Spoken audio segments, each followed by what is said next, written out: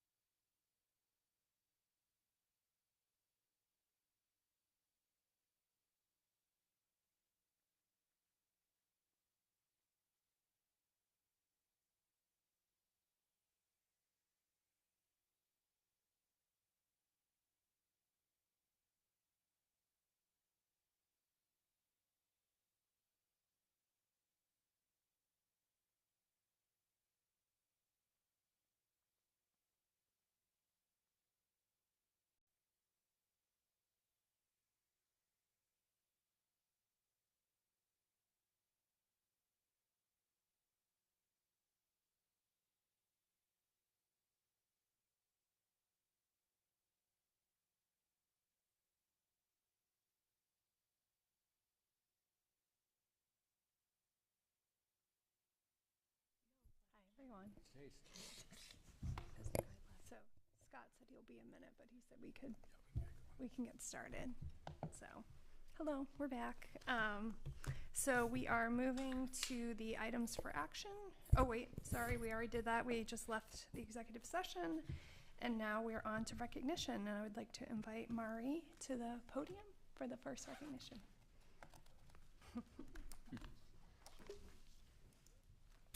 Hi, everyone. I'm pleased to be here tonight to recognize our RTI MTSS interventionists.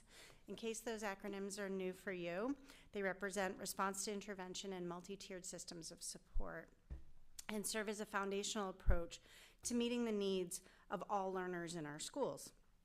To implement MTSS is a huge shift from business as usual to thoughtfully using data to determine who needs additional instruction, what that instruction should look like in terms of research-based strategies, and how to determine whether they are making sufficient progress with said instruction. It's a lot of work, and our interventionists do much of the heavy lifting in our school. So Allison Hinckley is our math specialist and Tier 3 interventionist. She splits her time providing support to teachers as they implement grade level curriculum and Tier 2 instruction for small groups of students, and then providing Tier 3 instruction to students herself. Mercedes Grandin, who is not able to be here tonight, but I did want to recognize her as well, is our literacy specialist and also a Tier 3 interventionist. She's Allison's counterpart in our school, offering the same support for teachers and instruction to students in the realm of reading and writing. And then Lindsay Horowitz is our RTI MTSS coordinator and also Tier 3 interventionist for literacy. Lindsay oversees all of RTI programming and is instrumental in helping shape our path forward as a school, because we're not there yet in terms of everything we can do to create robust systems of support for our students. Lindsay also provides Tier 3 instruction in literacy. So all three of these women deserve credit for our programming at Greeley Middle School.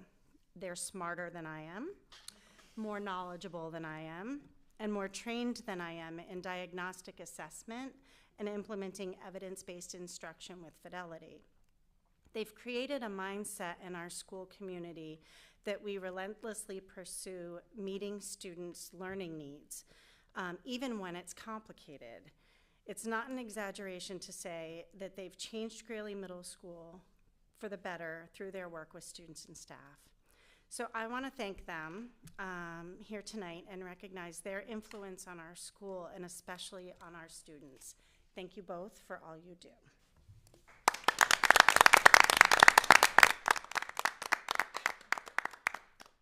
Hi, everyone. Thank you so much. Mari told me not to talk too much, but I really love RTI, and I wanted to say a few things about it. Like Mari said, RTI or MTSS is a really powerful system, but it's also super complicated. It's really hard to do well. And I think that at GMS 6-8, we do a really good job doing it well, and it's because of a bunch of different people that I'm going to recognize and try not to take too long doing so. So first, I actually want to thank you guys, the board, for allowing and supporting our positions, me as the RTI coordinator, Allison, Mercedes, and then our new RTI executive functioning teacher, who hopefully you're approving tonight. We're all able to provide these robust Tier 3 interventions and then also support teachers in their Tier 2, Tier 1 settings to do what they need to do so that all kids are getting what they need. So we're Tier 3, but then there's also all the ELA and math teachers teaching Tier 2 on top of the planning they already do for Tier 1. We also have some of our modern language teachers, our social studies teachers, our science teachers teaching mastery interventions, which is transferable skills like how to give a presentation, how to write an email, and that there isn't usually space for in a curriculum, but we have space at GMS 6-8 for kids to learn those skills. So those teachers do amazing things on top of the Tier 1 instruction that they're already doing.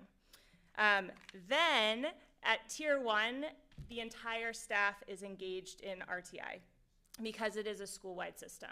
So I just want to recognize a few things that we do at GMS 6-8 that I think are really special. Every team, so not just grade level teams, but also modern language, allied arts, meets once a month to discuss student progress and problem solve. And I think that's really special that we get to meet in a small group and really talk about students. 3 times a year, we have these things called Kid Talks, where we talk about kids whose needs are not yet being met with their interventions. And we problem solve and we figure out next steps. And every single staff member attends those, which I think is amazing. And then we give iReady, which is awesome, but teachers at different grade levels have found gaps in what we can find with iReady, and they've innovated and found ways to do universal screening beyond iReady. And that wasn't something I organized, that was something they did. So I think that's great. And then the last thing is that even though RTI is general education, our special educators also have a huge role in helping us problem solve for students who we share, or if we're not sure what to do next with a student, they can often give us ideas. And then, of course, the families. We have amazing families supporting our work, trusting us, collaborating with us, and that helps make the system successful. So all of this allows me to say that we have a really strong system of RTI at GMS 6-8. We still have room to grow, but I truly believe that we're meeting every kid's need in general education that we can.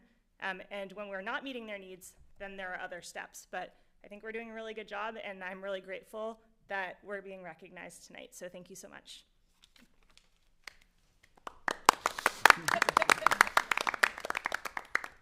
I think Lindsay really knocked that out of the park, and I'm not sure I could really follow in her footsteps, but here I am.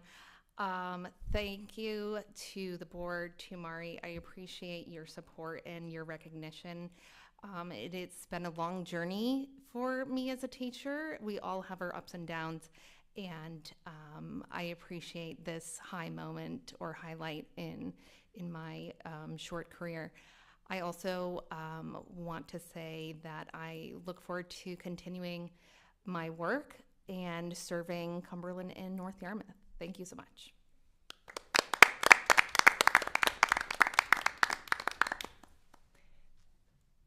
Thank you so much, and thank you for also being able to tie that to the position we're approving today. That was really helpful.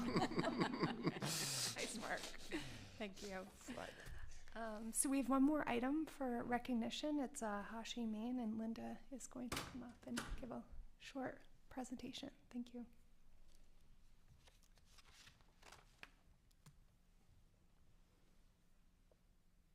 I'm just going to connect to the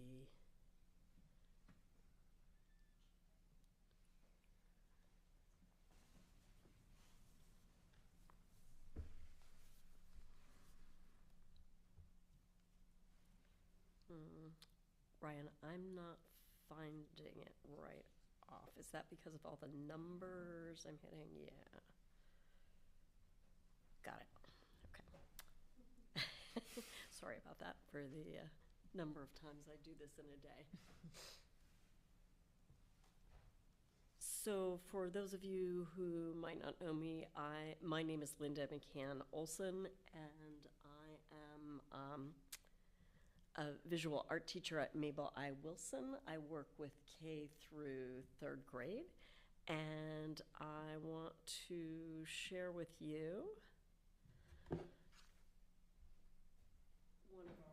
what has become one of our favorite projects that then is connected with Hashi, which is an exchange of student artwork. So Maine and Aomori, Japan are sister states, and in 2019 I was invited to Aomori on cultural exchange to learn about a printmaking project that happens in the elementary schools every year. The word hashi means bridge in Japanese. There's the kanji. Aomori and Maine have very similar climates. We share similar crops. Apples for us in Cumberland and North Yarmouth, although I have to admit that that's closer. That photo was taken closer to my home in South Portland, and then apples in Aomori with Mount Iwaki in the background. So the relationship started many years before the formal sister state relationship with a shipwreck off the coast of Shariki, which was a little fishing village in Aomori. Of the 24 crew members on board, 4 survived, made it to the beach, and were taken care of by citizens of Aomori and then returned safely to Bath, Maine. The Tory Gate in the lower right is commemorating the shipwreck and honoring those who passed away. Aomori is also well known for the modern printmaker Shiko Munakata, and we might think about typical Japanese printmaking, ukiyo-e style printmaking, where there might be as many as 8 blocks, each one inked with a separate color and printed, and there are an entire team of people who work on that. But a modern printmaker is one who creates the designs, carves the block himself, inks it, and prints it. And it is typically done with just black ink. So the color that you see in those 2 prints would be a layer underneath first, and then the block would be just 1 block per design would be carved. So Munakata began an artist in residence program in the elementary schools in Aomori, and that continues every year. I was invited during that time. In the upper left-hand corner, I'm working with an artist in the studio of the Munakata Museum. The top middle is a building administrator. I worked with artists, went to galleries and museums, observed in the schools. So the building administrator is proudly showing me how he worked, he's a printmaker as well, to train the classroom teachers to help students with their printmaking project. On the upper right are students at Namioka Junior High School, which is the same school that for many years we had an in-person exchange with as part of the Casco Bay Exchange. Thought you might enjoy seeing my Japanese breakfast each morning. And then also in the lower middle, prior to going to observe in the classrooms, we had to meet with the administrator, have tea, and there was lots of business to go over. So the Aomori Morning Rotary helps to sponsor this artist in residency programming in the schools each year, and then a resulting exhibition. And I got a bit of news coverage, although I couldn't read it or understand the television tape that I was sent. So the process, and I learned a lot by observing there, some tricks, simplification. The Japanese traditional process is very low tech, which is a little bit ironic. Here are my students using the planning process that they used in Japan. Here are some examples of a Japanese student. So they would do a line drawing, the teacher would make several copies of that, and they would plan out several different ways to use a range of value. You can notice in the slide on the right, it's the same plan or drawing, but they've just planned different ways of using the solid black or the black and white and the white. And then the schoolroom, these are 5th graders that I am visiting there.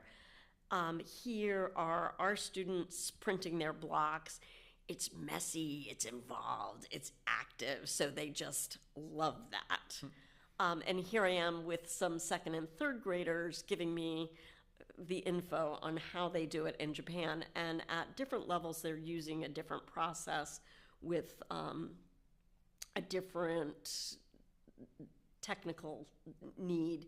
So the 2nd graders were using paper cutouts, which here our K and 1 students are using paper cutouts. It's a little more challenging to keep track of. And there we are, and the resulting print. Here are our students evaluating the quality of their prints.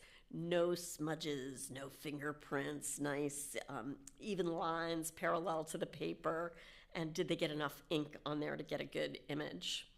So all of this printmaking has resulted in an exchange over the last 4 years. In January, I send about 100 prints to Aomori, mostly from our students, but I've been able to gather some interest from other art educators in the state. They have a show of the prints that they created that November our prints they receive in January and March, which is, I believe, is essentially the end of their school year.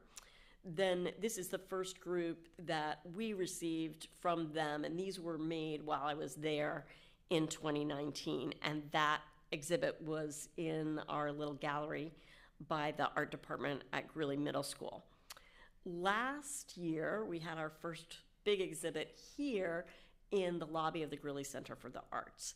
And I was very honored that my primary host from Aomori, Dr. Suzuki, this has been sort of his life's dream to create this cultural exchange of student prints. So he came for the reception honoring the artists. He brought his daughter and another doctor friend of his who was actually his student. Dr. Suzuki teaches in Hirosaki Medical School.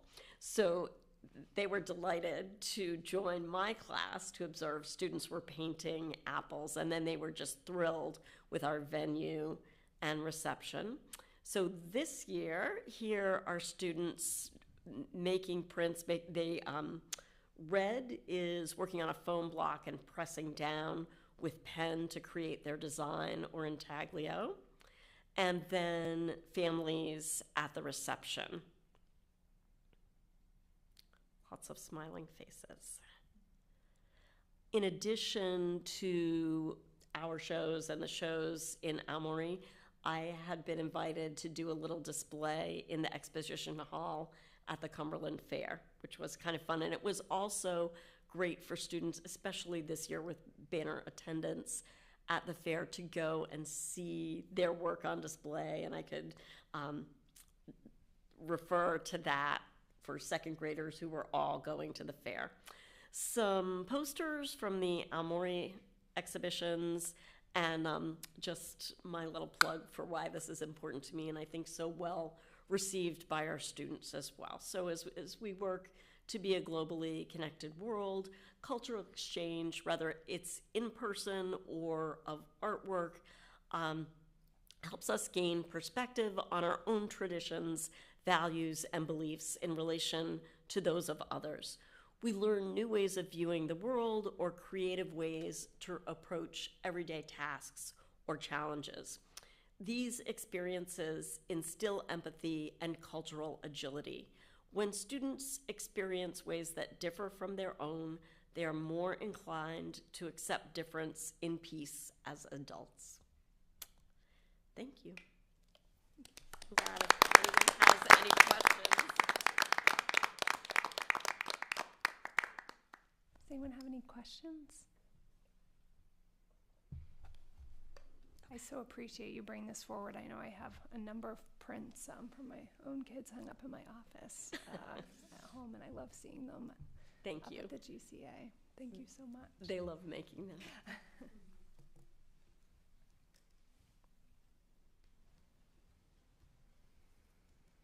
So we're going to move to approval of minutes. Can I get a motion? I'd like to make a motion to approve the minutes of October 2nd, 2023 as presented. Second? Thank you. Any discussion, questions? Okay, all in favor?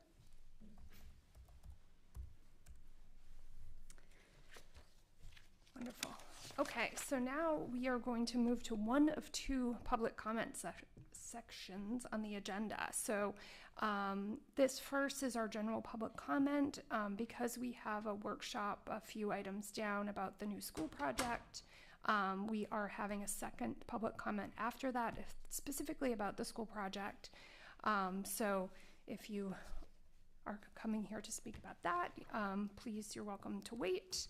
And just a reminder, moving into public comment, the board welcomes and recognizes the value of public comment, and to ensure the public comment is fair and orderly, we follow procedures outlined in board policy BEDH, and we ask that all members of the public do so as well. We follow this policy to keep the meeting civil, respectful, and productive. We also hope that this allows for all community members who would like to speak to be heard. We ask the speakers use the designated podium when making their comments and speak into the microphone. If you're interested in speaking, please wait until recognized by myself, the chair. Comments by individuals are limited to a maximum of 3 minutes at the meeting. A clock is visible on the screen to help keep track of the time. After 3 minutes, the timer will go off and comments should be wrapped up. Please state your name and town of residence before beginning your remarks. Residents and staff members will be given priority over non-residents within the allotted time. Our policy allows for 30 minutes of public comment, although this can be modified at the discretion of the board. As a reminder, public comment is not a time for a discussion, Q&A, or debate between the board and speakers or the audience. Remember, it's a chance for members of the public to express their opinions on school and educational matters. The board will not comment on remarks made by speakers during the public comment period. Please note that this does not mean that we are not listening, and it does not express any agreement or disagreement with your statement. Lastly, please keep comments respectful and civil. We are neighbors. Please be kind. That includes members of the audience. Please do not interrupt or respond to speakers' comments. We also ask that comments are addressed again to myself, and please do not direct comments at or about individuals in our schools or community. I will note that I will stop any comment that is contrary to these rules and that individuals who disrupt the meeting may be asked to leave. Okay. So is there anyone here for the first public comment period?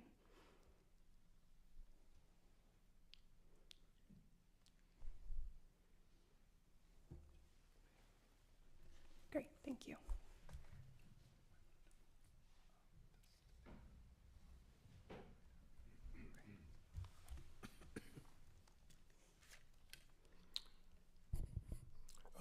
Larry Offiero, Cumberland Center.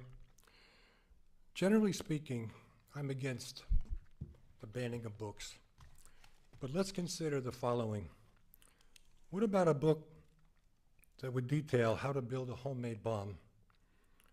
Or a book that would present in detail the least painful way to commit suicide? Or a book that explains how to break into a school and massacre students? Or a book that is pornographic? All of these books, obviously and understandably, are banned. This is not really book banning, it's just responsible librarianship, isn't it? The only book that isn't banned, and we still have in this library, is pornographic books. And we can all agree that we have them here. You've seen them, you've heard them. You agree with me and the community that we have pornography in the Greeley libraries. By definition, and I quote, pornography is designed to stimulate erotic and emotional feelings and often leads to acting out sexually. You know, we don't want our children acting out sexually. And pornography does that. You say you want tolerance, inclusion, and equity in our school. You know what? I want it too. The community wants it. But having pornography, talking about transgender, and allowing boys to enter the girls' bathroom is not the way to get equity. Parents, do you know that if a boy who identifies as a girl can enter the girls' restroom and also the girls' lockers? And parents, if you think your family is immune to all of this danger because you discuss things with your family, well, good luck with that. Minors typically do not tell their parents when they see pornography. Our children are being harmed by this radical wokeness. Jesus was prescient when he warned us, and he said, if anyone causes a child to stumble, it would be better for him if a millstone was tied around his neck and he'd be thrown into the depths of the sea. Parents, be strong and do not be intimidated. The only way we are going to stop this indoctrination is for all of us to get involved. Call the superintendent, the librarian, and let them know. Get involved. As Rabbi Tarfon wisely said, you are not called to complete the work, but neither are you free to avoid it. Baruch Hashem. Thank you, Larry.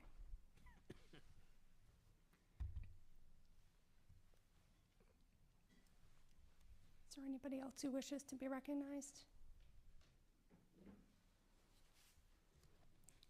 Okay, we'll close our first public comment period. So now we're going to move to presentations. I think we're going to take them a little out of order. We're going to start with the French Immersion Scholarship with Taylor Poulin. Thanks.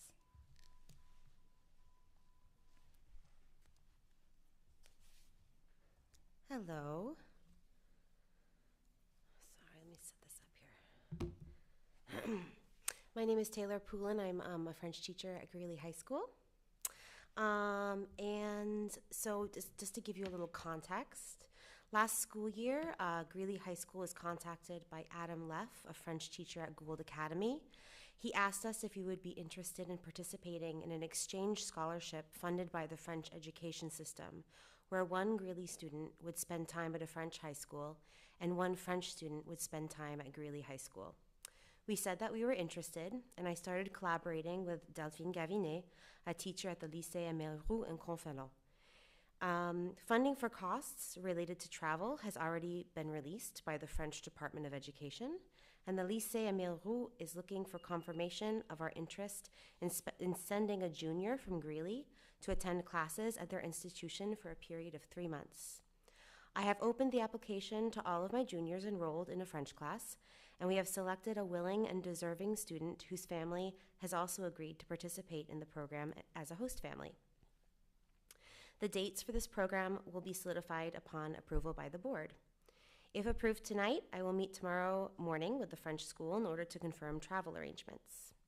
And I'm happy to answer any questions you might have related to this wonderful opportunity. And thank you for the consideration.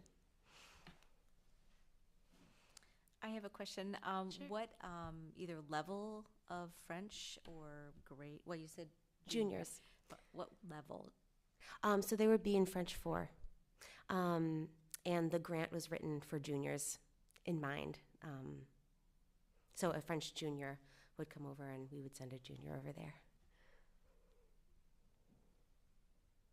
And my second question, how is the student being chosen? Do they have to apply and write and speak, interview in French, or how are you doing it? Yes, so I opened it up to all my juniors, and there was a series of essay questions in French. And we know our students pretty well. We know their level. And we had a student apply that her level of French is amazing, and she's very motivated, and her family is very motivated as well. So her level of French is very good, but she did write response essay questions in French. How much interest was there? How many students did you have? Apply? Yeah. 1. Okay. It's a big ask. It's hosting for 3 months. Yeah. So it takes a certain student and family to be interested. But for that student or family, a free trip, a free immersion experience is great. That's incredible. Yeah. Any other questions? So this is a little different, where it's not like the French student comes here and spends 3 months, and then the American student goes, so they won't actually meet. So they will meet. They so will, okay. I know. I can consolidate a little bit because there's a lot of information. Yeah. So yes, so they will meet. So the French student will solidify dates, but the French student would come first. Dates to be determined, but they would arrive sometime in February. And then our student, in order to make it work for our junior schedules, they would go at the very end of our school year, very, very end, so hardly missing any class here, and their school year goes on another month. So that student would be able to attend classes for about a month and a half.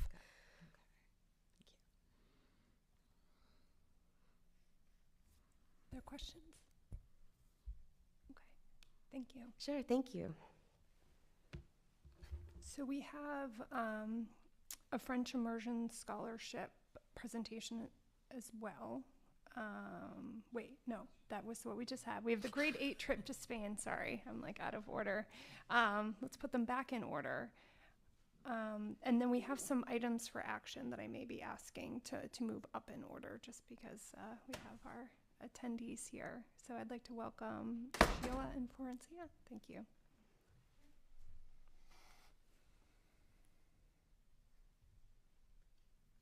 Okay, hi, I'm Sheila Conlon. I teach 6th through 8th Spanish at the middle school. And this is Florencia Layler. She teaches 6th through 8th Spanish as well. We work very closely together at the middle school and collaborate a lot. So we're very excited.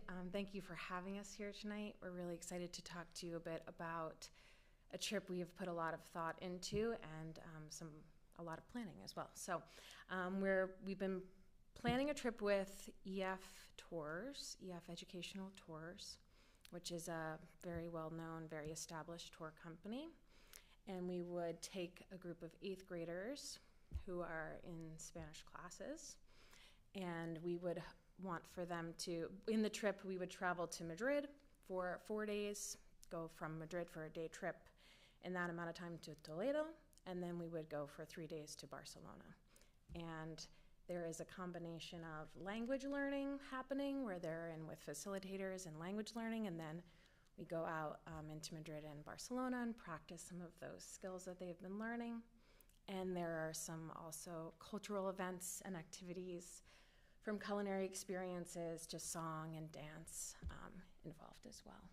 We believe that this is a trip that aligns very nicely with your 21st century learner policy. I don't know. Goals. Goals, thank you. I'm like, it's not a policy. It will give our students that have dedicated so much time to learning language to have the ability to experience it in real life. The tour that, well, not the tour, but the trip that we are looking at has classes in the mornings to allow the students that immersive experience, and then they'll take them out into the community to practice what they've learned. So it is a tour that is specifically planned with middle schoolers in mind to keep them busy, happy, and learning, which we think is great. We are thinking that since this would be the first time for us doing it, to have a smaller group of about 25 students. It would be a ratio of 6 students per 1 staff member as a chaperone. We do have other Spanish teachers that are potentially interested, and we know that we can find staff within our school that would want to come as well. We also have there's also a 24/7 tour guide that would be with us, the tour director who's stationed in Spain, and then there's a lot of support through EF with the places that we stay and the places that we go. It's a very well-established trip, and they have connections and vetting on all of the safety measures and all of the places that we're going as well. We're going to require our students to complete an application process. It's only this time around open for Spanish students since it's a Spanish learning focused trip, but we want them to have an essay application as well as naming 3 current teachers as reference that we can talk to as well. We ask that our students are in good academic standards in the same way that it applies for the sports teams, so not failing any classes as well as good behavioral standing. I think that's the basic gist. I don't know if there's any we didn't say the scholarship opportunities. Oh yes, too. the EF does have a scholarship that is merit-based for students that need them, and we are more than willing to help students fill out the process, as well as some fundraiser opportunities that they can have. If the trip does get approved, we want to pull together a family information meeting night, as soon as possible to get the ball rolling. And we're looking at the week after school ends so that the students don't miss any academic time, because we do value that as well. Thank you for bringing this forward. Is there questions? Well, I would just say, excuse me, I really love this idea. I went to a school that emphasized a lot of experiential learning, and so I certainly appreciate seeing these opportunities being brought forward for our students, and I think know of a number of parents who might have middle schoolers who would be excited to hear about this possibility coming forward as well. And, you know, it was interesting to have Linda here at the same time tonight as well, and talking about the Japan trip that used to happen and I believe is not, unfortunately, coming back, but great to hear that there is something else that is coming forward. I was curious and appreciate all of the information that you all provided. It was very detailed, and EF sounds like an amazing organization, and I I know that I've heard of them before, and I was trying to remember, have I heard of them in the context of the school working with them? I'm seeing Jeff nod. So we have, even as a district, experience working with this particular tour operator. Okay.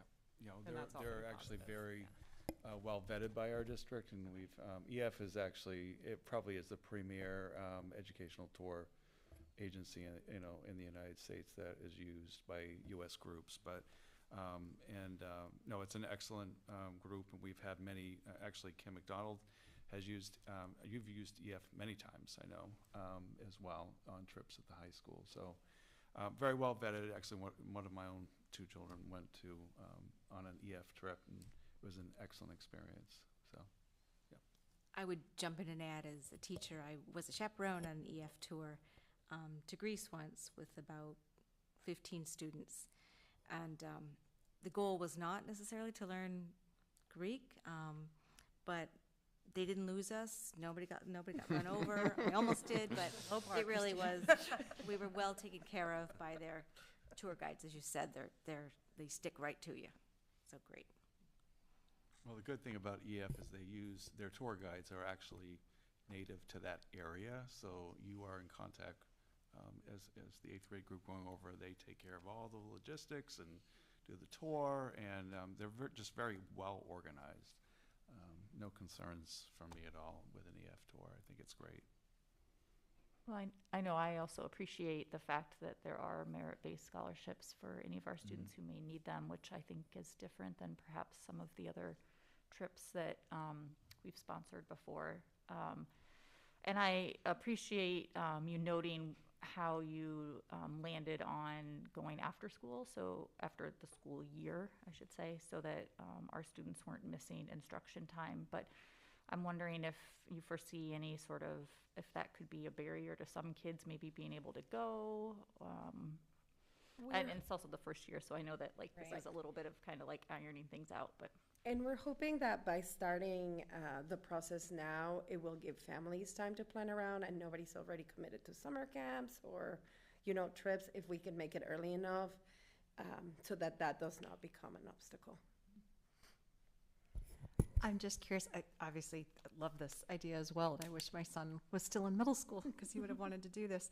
I know that there is a high school trip through the Spanish program, and I'm just curious if you've taken that into an account so that it's a progression. Are they completely independent of each other, or are you sort of working with the high school Spanish department to make this a progression? That's the only word I've come up with. I think they do an exchange through Chile. To Chile. And yes, we've been in contact with Margaret Corral, who's the head of the Spanish department, to kind of create like a continuity. We do think it's important, but being the first time, there's a lot of things that we need to figure out as we go. But we do think that if we can do this and do it well, continue doing it in conjunction with the high school, so that there's. I think it's a nice introduction to, being in a Spanish-speaking country, and it's obviously not as long as the high school trip, I think, right?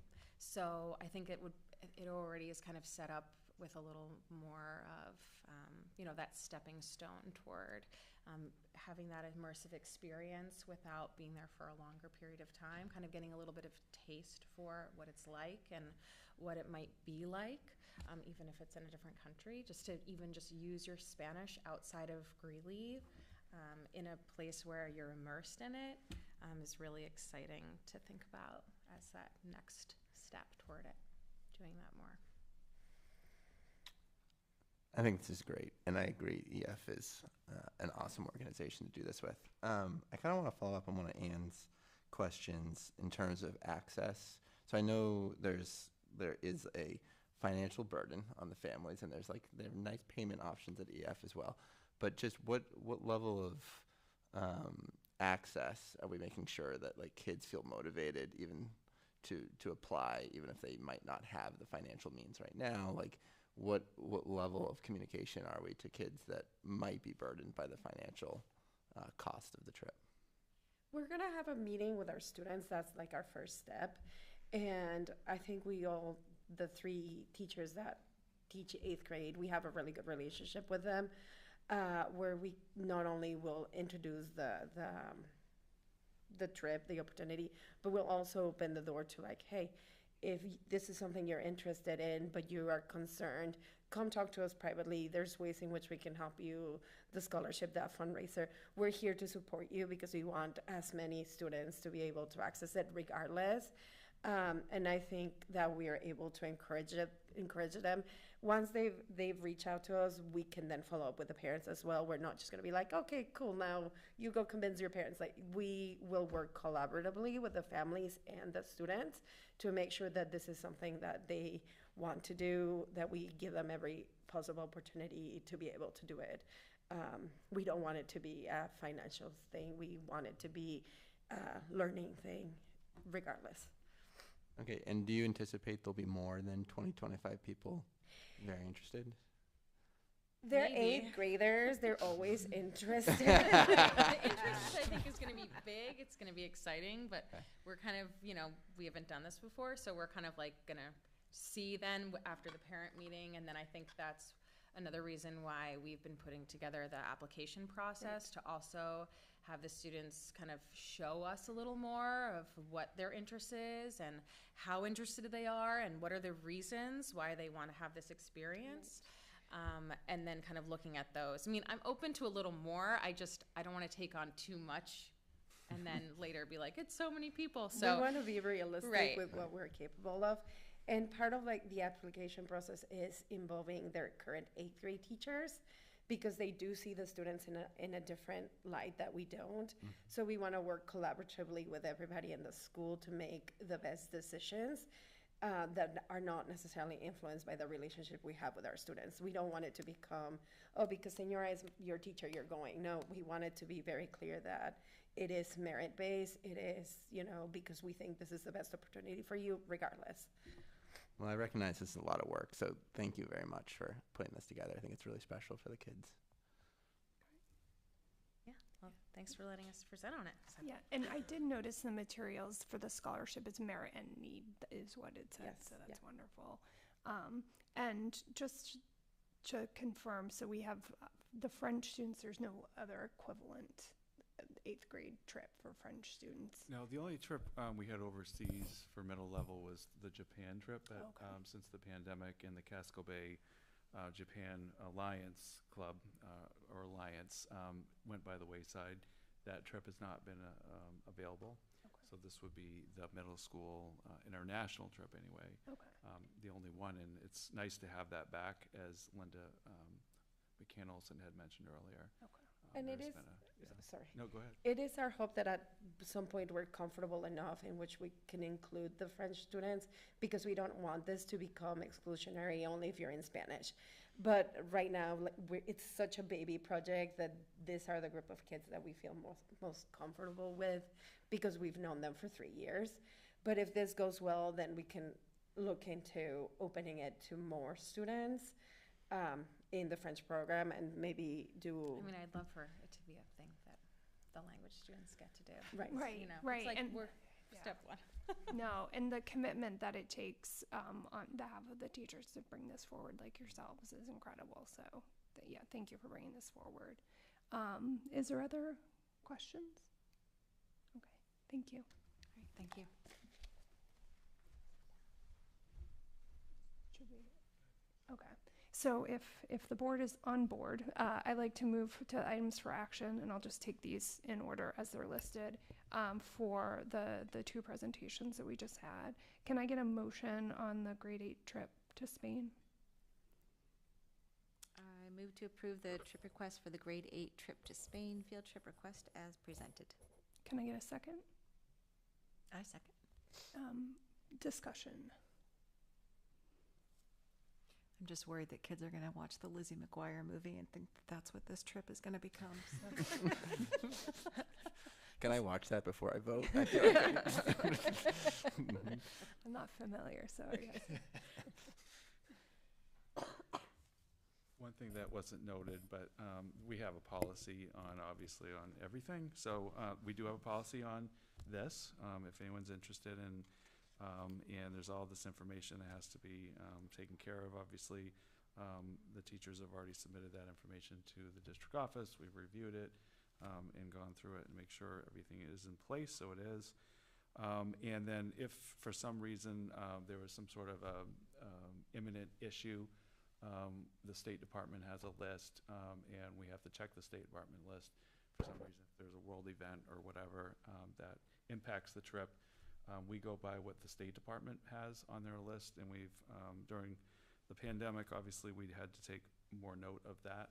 Generally it's a rare event, but just wanted to put that out there. I know that's sometimes on parents' minds on these trips, so.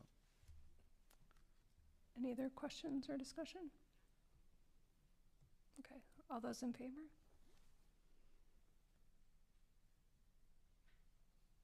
Great, thank you.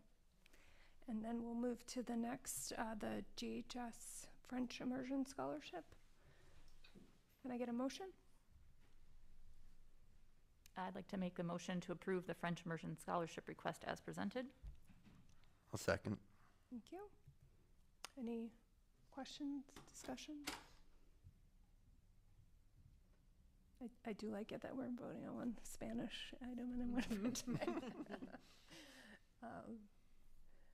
Okay, any other? All right, vote to approve. All in favor? Great. Thank you. Okay, now back up to presentations. Kim McDonald, welcome you for the IB update.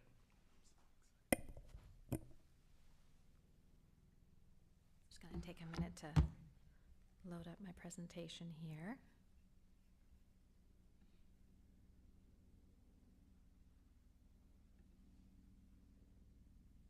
Oh, I was in it earlier today, so. Okay, so what an international night. I love it. Good evening. I'm Kim McDonald. I'm in my 26th year of teaching French, 15 years at Greeley. I'm a Greeley alumna, and this is my second year as the IB coordinator, so feeling a little more at ease here this evening than last year. And so it's really a great pleasure to be here this evening. There are a lot of new faces on the board. So Greeley High School has been a leader in the state in becoming and embracing what it means to be an IB school. And it's really thanks to our district and the community, your commitment to this program. Students find success in this international educational program every year. Our teachers receive training by the IB to ensure their strict standards of teaching and learning are adhered. And the IB program has become our proud identity here at Greeley High School. And for that, I want to thank you. I want to start by thanking you for all of your support. So it's my opportunity to just inform you a little bit more what is the IB program, especially if you're new to the board, and also give you some statistics, bring in some students, what students have to say, what some alumni have to say about the program. And so I'm going to read some of the screen, some of them, but some of them I'm going to let you take a look at as I'm speaking. So the IB program turned 50 in 2018, and the IB mission encompasses its goals from inception to create a better and more peaceful world through intercultural understanding and respect. And as we can see, this is something that our district really values by all the opportunities that we give our children. IB works with schools, governments, international organizations to develop challenging programs of international education and rigorous assessment. The ultimate aim is to encourage students to become active, compassionate, lifelong learners who understand others and their perspectives. They learn what it is to be human, they learn how to learn, and manage what they're learning. The IB prepares students to be lifelong learners, and at Greeley we also believe in these attributes. They actually make they're a part of our mission statement. we help students to become responsible members in their communities. There are 10 attributes of the IB Learner Profile, and I'll just briefly describe what it means. We know the words, but what does it mean in IB world? And also at Greeley. So nurturing curiosity, developing skills for inquiry and research, so becoming inquirers. For knowledgeable, that students develop and use conceptual understanding, exploring knowledge across disciplines. That students become thinkers, use critical and creative thinking skills to analyze and take responsible action on complex problems. That students become communicators, expressing themselves confidently, creatively in more than one language, collaborating and listening carefully.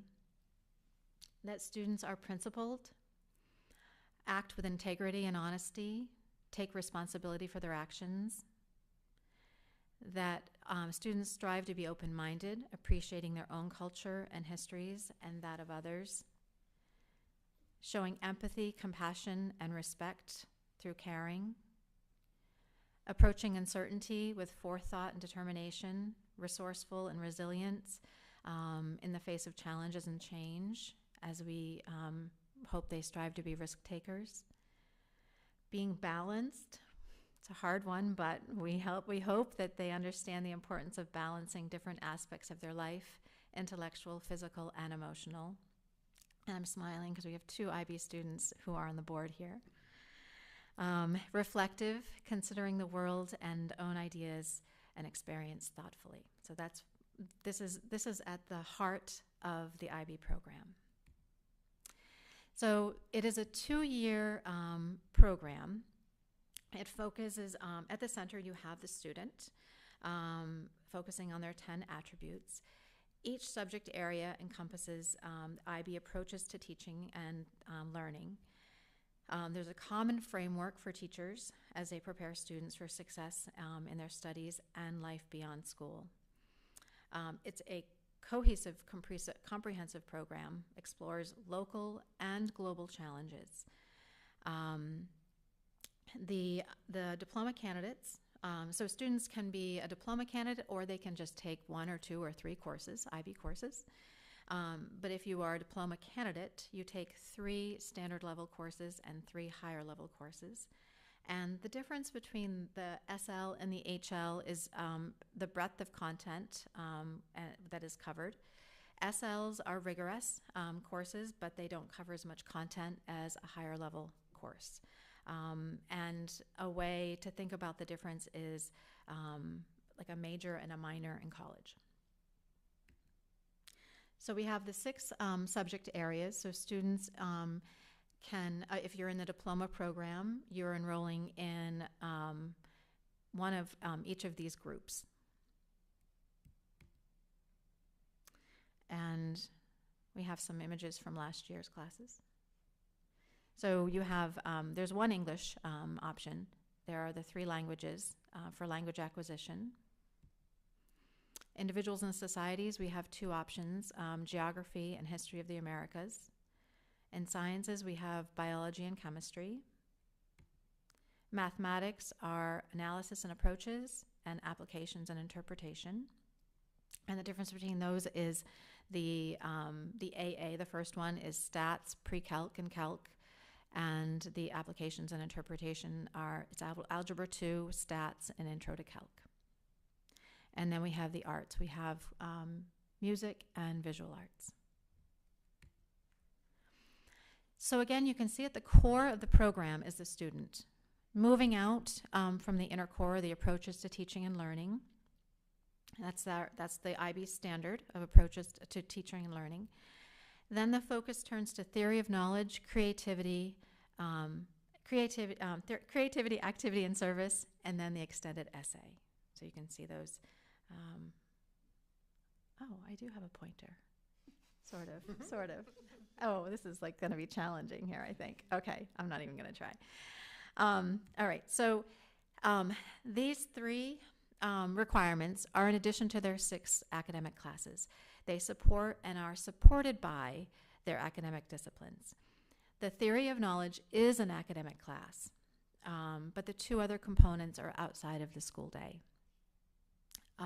In Theory of Knowledge, it's an interdisciplinary course designed to help students to question and understand how they know what they know. The creativity, activity, and service is 150 hours outside of the classroom, where their activities are mindful, experiential learning opportunities, and in those three domains of creativity, maybe looking at an original or interpretive product, an activity, maybe it's physical exertion, contributing to a healthy lifestyle, or service might be collaborative engagement with the community in response to an authentic need. And then the extended essay is doing personal research, communicating your ideas effectively, writing a 4,000-word essay in an area of personal interest. And so you have the 6 courses. The highest score you can get in any of those is a 7. That adds to a possible of 42 points. And then the Theory of Knowledge and the extended essay are worth 3 additional points. So the highest amount of points you can get is a 45 on the diploma. So this year we're starting something new. And as IB teachers, it's our goal to collaborate, interdisciplinary, connecting our themes, our units, and it's often a challenge to meet that goal. And really, it comes down to time. So this idea came up at the end of last year to what if we all worked as IB teachers on one theme that we wove throughout our classes throughout the year. So we brought it to our teachers, then we brought it to our students, and we landed on our first annual theme of Food for Thought, which was definitely a big hit with the students. And I think it's a great theme too. And actually, as a just a kind of a footnote of where this idea came from, Colby College does this in their humanities classes, and they've been doing it for quite a few years now. Last year, their theme was Food for Thought, and it was an article in the Portland Press Herald. This year, their theme is play. So across all of their humanity classes, how does this? So anyway, we've got a lot of options for our annual themes. Weaving food for thought throughout our classes throughout the year, and we have a description of what does it mean. I'm going to read that. So food, we need it to live. It's our sustenance and fuel. Within our bodies, we are formulated to take what we give it to nourish our mind and body, even our spirit. We rely on food for basic nutritional needs, but we also look to food for comfort, supplements, and medicine. At the same time, our food requires proper conditions to grow. It needs light, water, soil, chemical reactions within plants and animals. Without enough food, societies and people have fallen into famine. Food has also been used as a weapon and a way to subdue populations, as well as an impetus for war. Conversely, food inspires creativity, function, and playfulness in art and music. We celebrate around harvests, we express our thanks for abundance, and as Food for Thought as a theme in our IB classes at GHS, we will examine, connect to, and reflect on the complex world of food around us. So throughout this year, we will regularly connect with other IB teachers in different disciplines on how we're integrating this theme into our classes.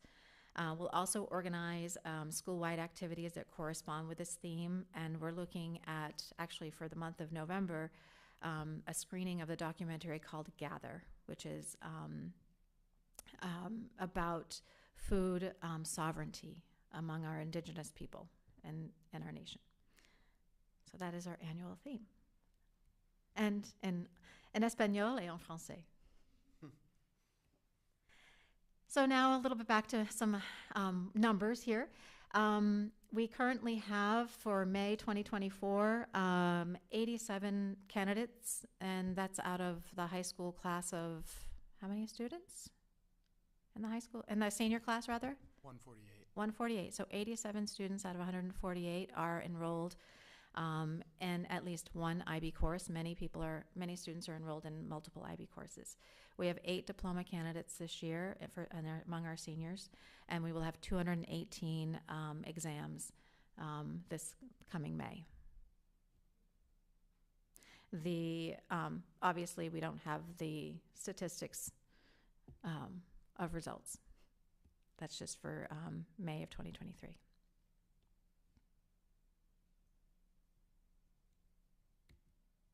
And these are from the previous years. So we're actually back up to where we were in 2021, 2022 with our statistics this year, which is nice to see. So I'm almost done with my presentation. Now it's the student side, which is really the best part.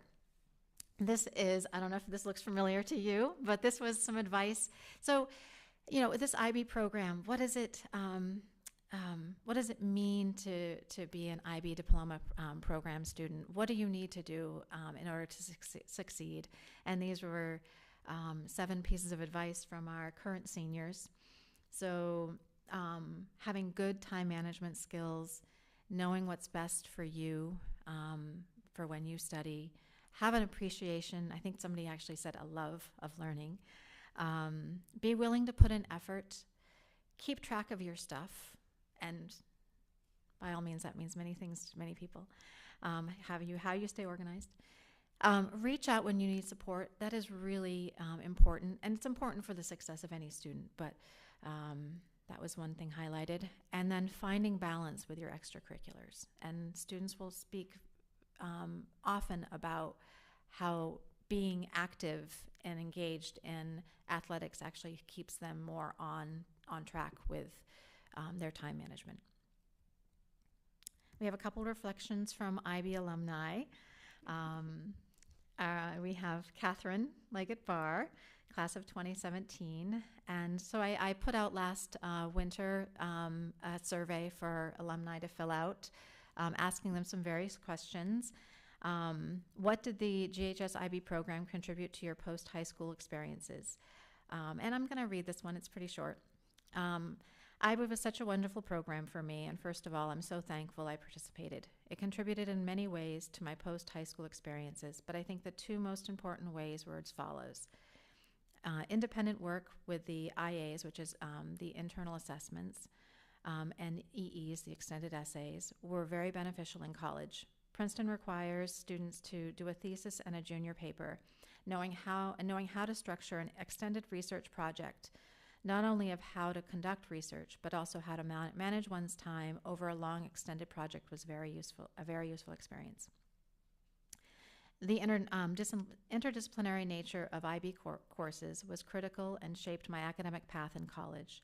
My major in college was very interdisciplinary, and the training in IB, seeing how different subjects fit together, was very useful in my college coursework.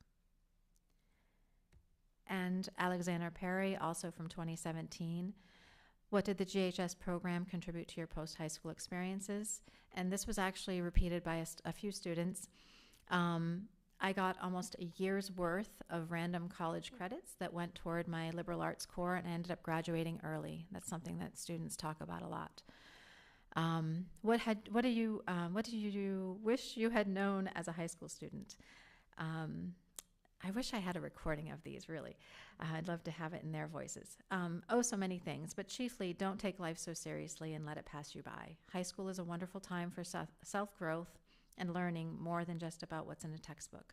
I don't remember anything about mitochondria or ribosomes, but I do remember trying to study for endless hours to cram my brain with information. So I think it's a good reminder of, yes, students want to achieve. We know that here at Greeley, but also, take time to appreciate, find balance. So students graduating with the IB diploma are able to study at universities around the world, often with advanced credit. They report that the IB has given them the tools needed to succeed in college and beyond. and the IB has significantly higher levels of critical thinking skills in their students, thanks to the work in their IB classes. So thank you again for giving me the opportunity to share our students' achievements in this solid and effective program. Our teachers and students are grateful for your commitment to this program and your support, and we see a lot of success in our IB program. So thank you.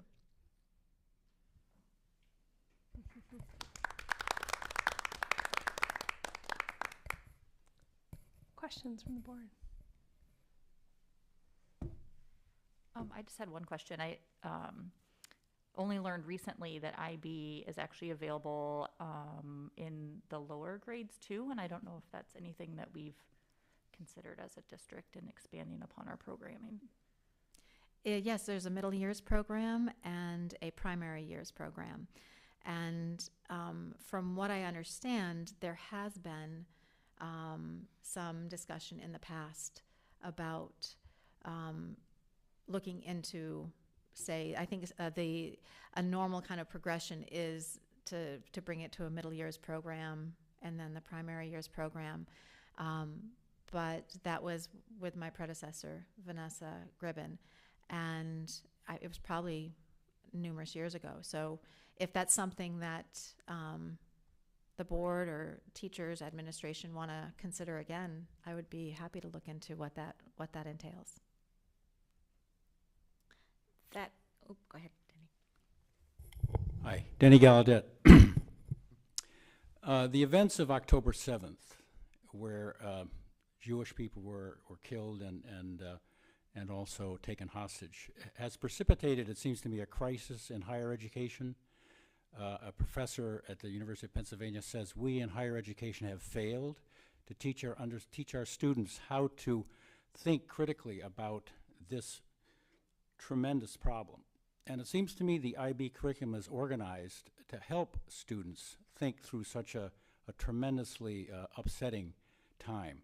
How would you hope that your IB students would parse the many sides of this terrible problem that we're experiencing right at the moment?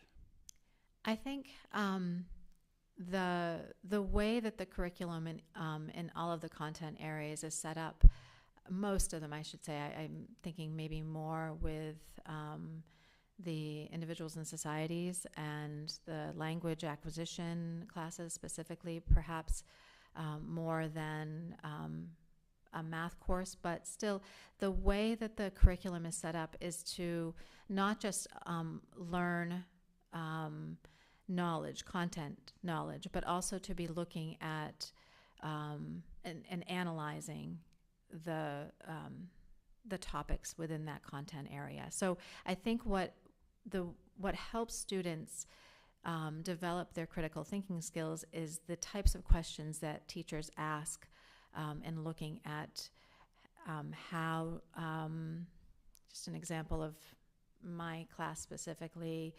how it is that as a society, we in the United States, we accept genetically modified organisms, but in some countries they won't even allow them to be entering into their country at all. Like, so we think critically about, look at perspectives. I think that a lot of what we try to do is help them see the different perspectives and their as they approach a topic. We hope that the students take those ways of opening up to the world and other people's views as they go forth after their time here. That's what, I think that's what we can hope for. We also provide them, with lots of opportunities outside of the IB program too, to see perspectives and to understand each other, as we've talked about this evening. So I think I don't think it's just one program that can solve those types of issues across our community, but we come together in various ways to say, hey, let's learn from each other, and how do we how do we grow as a society and learning from each other? It's a big question. It's a really big question. Is a debate going on in your in Greeley High School? My grandson is a freshman at Harvard, and he's questioned daily about which side he's on, and news reporters come up to him, and I think I would say to you students who are learning how to think critically, to have the confidence to stand on your own 2 feet is what I hope you get to when you get to college, because it's going to be complicated. Definitely. I just want to follow up a couple things. One is I think it's a great program because just including languages, just by doing that, students are exposed to just other ways of thinking, and it's amazing. So one follow-up is in the curriculum committee, this has come up a lot last year and this year about having more language in the lower and lower grades, as low as we can go, whatever we can afford. So I'm really happy to hear about this IB thing, and I'll keep following up on it for both levels, lower. Yep. Secondly, I just wanted to follow up. Where was my point? Here it is. Has there been any talk or any exploration of doing more world languages beyond the basic ones that are offered now? Beyond Europe or just more around the world? I don't think there has been much conversation over the last 15 years that I've been here to look at other languages other than perhaps maybe Mandarin at one point. And some of it comes down to at resources or at what levels. I mean, if we're looking at adding a course, another language, at what level do we put that in? Latin right now starts at 9th grade rather than 6th grade. So is there a way to kind of expand on what we have even before we start adding other languages? Those are all the different types of questions I think that come into play when we're looking at expanding the languages. Is there ever collaboration between different IB programs at different schools? Yeah. I know we have one that's fairly advanced, but yes, if there's Arabic or whatever in Falmouth, we could.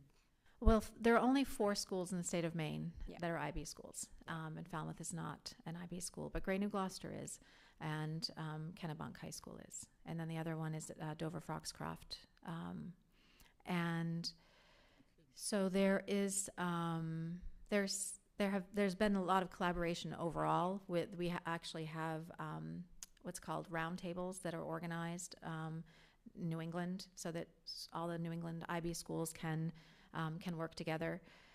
As far as sharing resources, I'm not sure if that was an element of your question. Is it a possibility? Has it been done before? Could it be done? I'm not sure. I think it depends on municipalities. That sounds kind of complicated, but not that it's impossible. So I'm a big fan. And for those of you who don't know, I have a 2014 graduate who was full IB and still talks about how wonderful it was. And I'm just wondering, especially given that it's now your second year, are you strategizing for more ways to bring more kids in? And kind of part of that is, how do you counsel kids who are debating between taking, say, IB English or AP English? How are you helping them make those choices? So I last year was really the learning of all the aspects of being a coordinator, but also bringing in more visibility, especially after a couple years of really just not having a lot of chances to be visible. So getting more information out there to students and parents and the community. What is IB? What are the options with IB? How can you succeed in IB?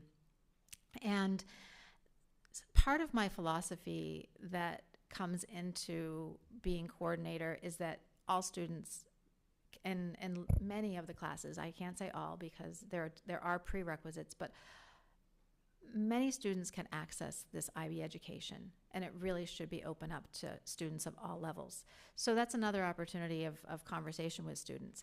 And some students, it may be really pushing their academic limits, but if they're willing to put in the effort, and if they're organized, and if they have a love of learning, that they can do not only a course or two, but maybe even the diploma program. So having those conversations, organizing my time with the guidance department so that we are all on the same page. There are, supporting the students, because we don't want the students to not succeed in the program if it's too much for them in one way or another. So those are the different ways that I've started in the last year and this year to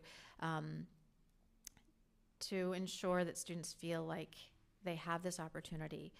We also are looking at what other classes we can be offering, and that's more complicated than I had thought coming in. I'm like, okay, we're gonna get these classes on board, but it is complicated because we only have a certain number of teachers and a certain number of sections to offer, and then there's the whole school student body, right? So how do we ensure that we're meeting the needs of all the students at all levels? So yeah, there's a lot that comes into play. Got a lot of things in the works, I guess. Hopefully some new course offerings eventually, and then also just a lot of conversations about how this could work for students. So, thank you for the presentation. I am curious. I loved the alumni portion of it and hearing the voices. I think we kind of focus in on our goals and long-term student success and what that looks like. And if you're thinking about, how to alter it or improve it so students kind of feel that long-term success, how, in terms of alumni engagement and our ability to follow up with students that graduate from it, how do we have any sense of success rates in college between the two? Are we hearing, do you hear back from a lot of them, and different experiences, positive, negative? So last winter, I think, was the first time that we'd reached out to alumni, and it doesn't seem to be as easy. I mean, we should just have this bank of email addresses, but we actually don't. I don't think that we get we always have a lot of access to students once they graduate with, how to contact them. So it was really kind of through searching through kind of different social media, ways of, hey, can I send you an email with this link? And if they responded saying yes, okay, with the email, so it was, so a little more legwork to get to reach them initially. I probably sent out, 30 emails saying, hey, if you get a chance, could you fill this form out?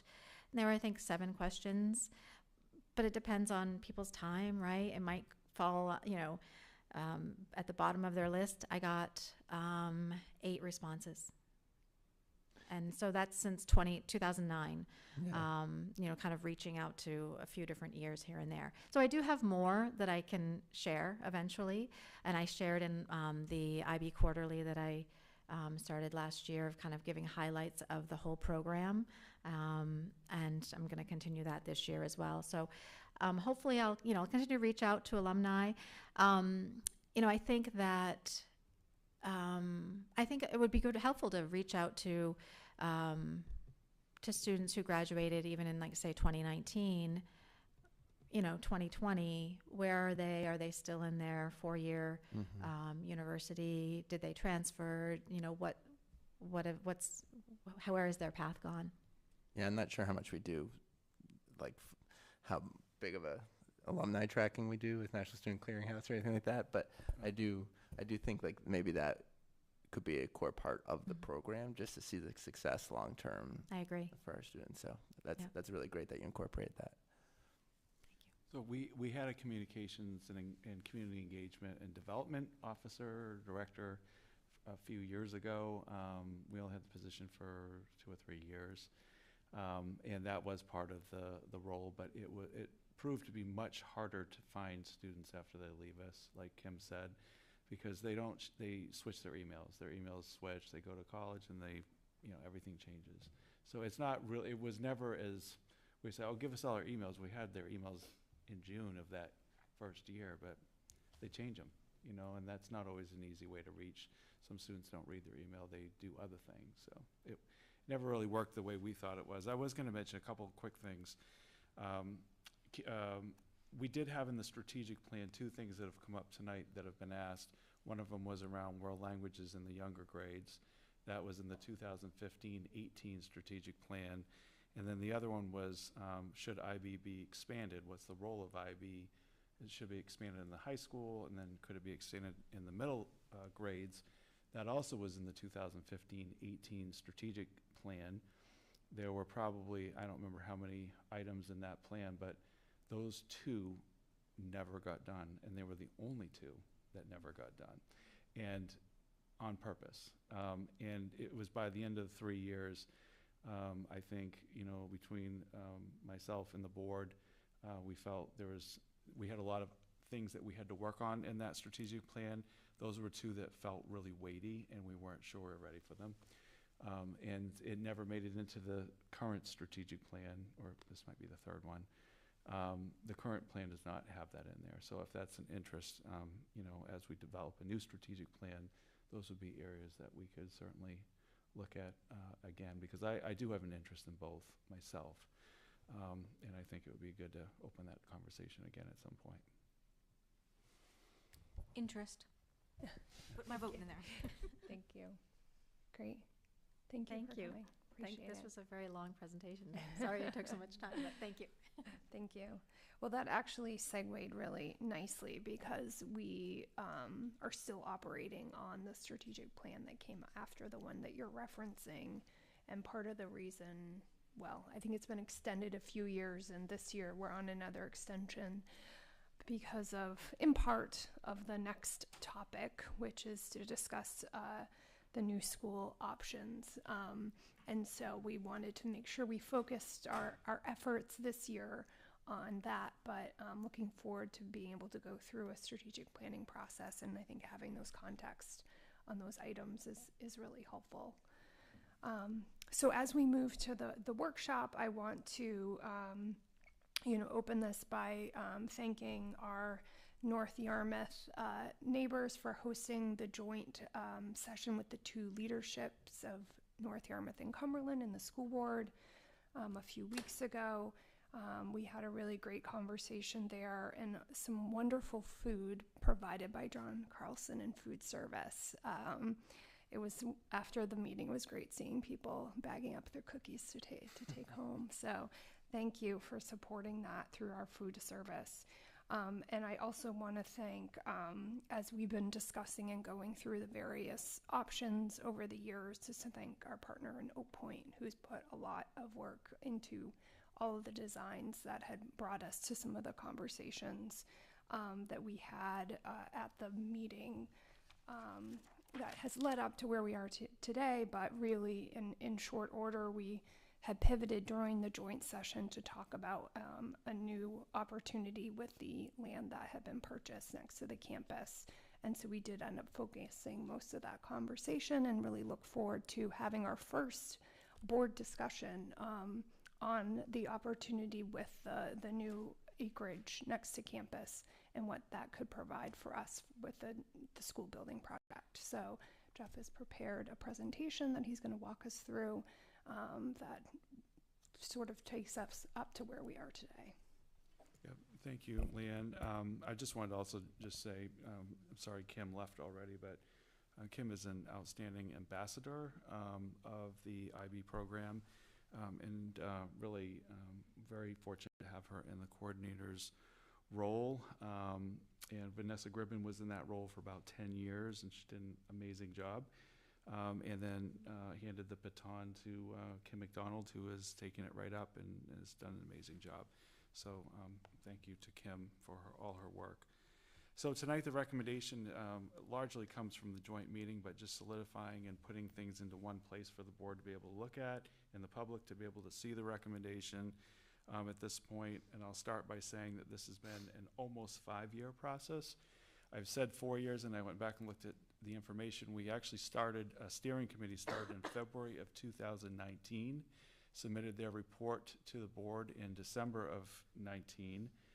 So that in February it will be 5 years since we started the discussion around a potential new school. Where are we now? Right now, obviously, these are obvious things. A referendum vote on November 8th, 2022 did not pass for the 80 Gray Road plan.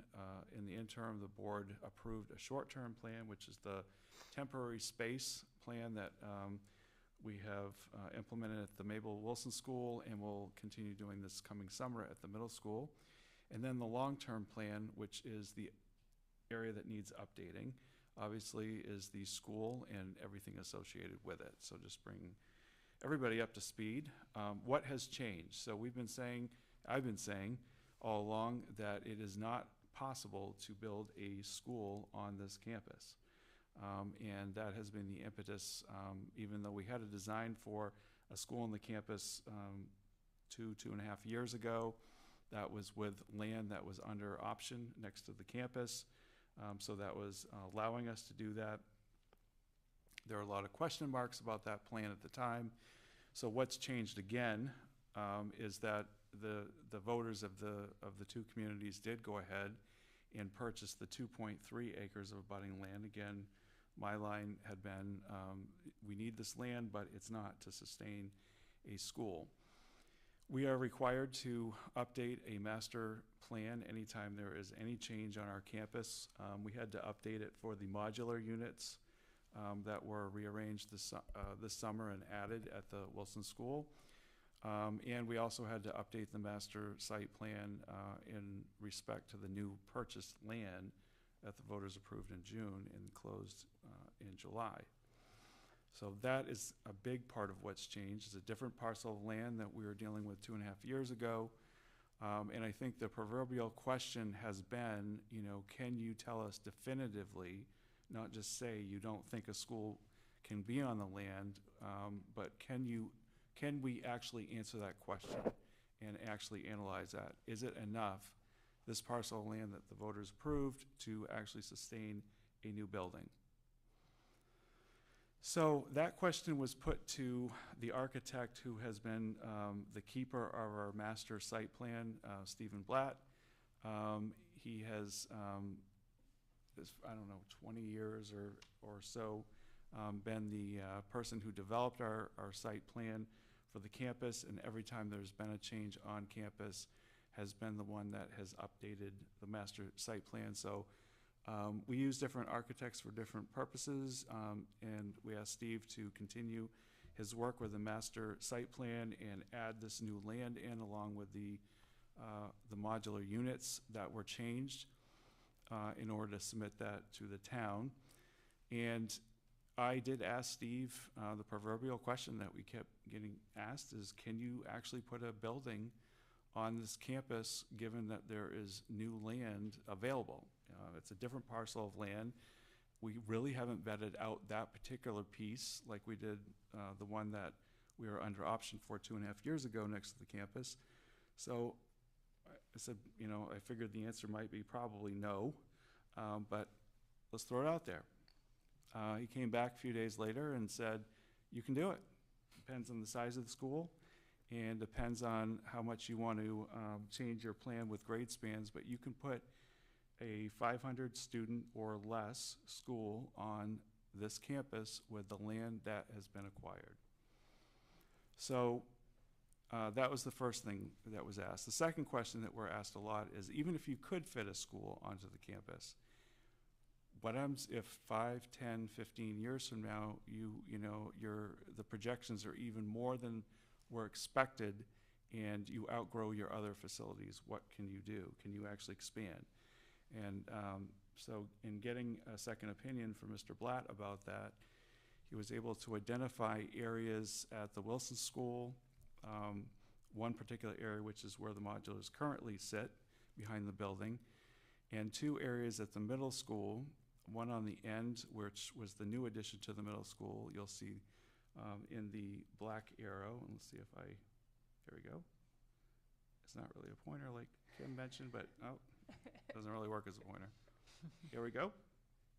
And then the other area is behind where the air conditioning units currently sit and could actually go on the roof. It was always designed to be a pad where there could be an expansion going out from this part of the building and going this way. The other area that's not on here, and this is a more expensive option, but it's certainly an expansion option, is that there is a water retainage area right now. It's a beautiful little, I don't want to call it a pond, I'm not sure what it is, retainage area that actually can be, and many school units have done this when they've run out of space.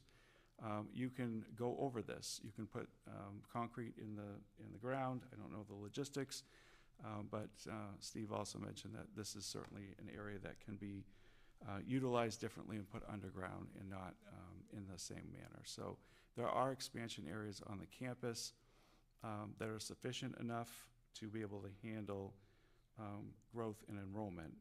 Does it mean that the campus will be more congested? Yes. But are there ways to mitigate the congestion? So that was another question that I asked, is if that gets to the point where we have to start looking at parking and traffic flow differently, can these roads be adjusted? These are the questions that we went into the weeds, that we did not go into the weeds before. But these are questions that I started, and Scott started asking of Steve, is, what happens if we move this road, or can you move roads, or can you suggest moving a parking lot if that was, cleaned up the efficiency and the flow on the campus? So these are all key questions that we asked after we closed on the property in late July. So the one campus model, if it is going to be retained with a new building and continued enrollment, requires investment by the community. The investment identified in 3 areas, and again, a lot of these things came out at the joint meeting and have been discussed by the board in the past. Building, obviously looking at grade spans, building a new facility that would be pre-K to 1. I'm recommending that if you're going to build a building, because it's a smaller infrastructure. You don't need a lot of the components of a school that has other grades in it when you have pre-K to 1. For example, you don't need a separate cafeteria and a separate gym for a school of 450 students. And right now we're projecting over the next several years, looking at the numbers we currently have, that the school would be no more than 450 students. It would actually never be at a point where it's more than 450. It would be closer to 410, 415 with those grades. The grade span shift would have to take place at Wilson and GMS, which is different than what we've been talking about with the 80 grade plan. It goes back 2.5 years to the grade spans that we were talking about when the design was on the campus before, which would mean Wilson School is a 2 to 4 school. It can handle 3 grades. And the middle school would become a 5-8 school instead of a 6-8 school.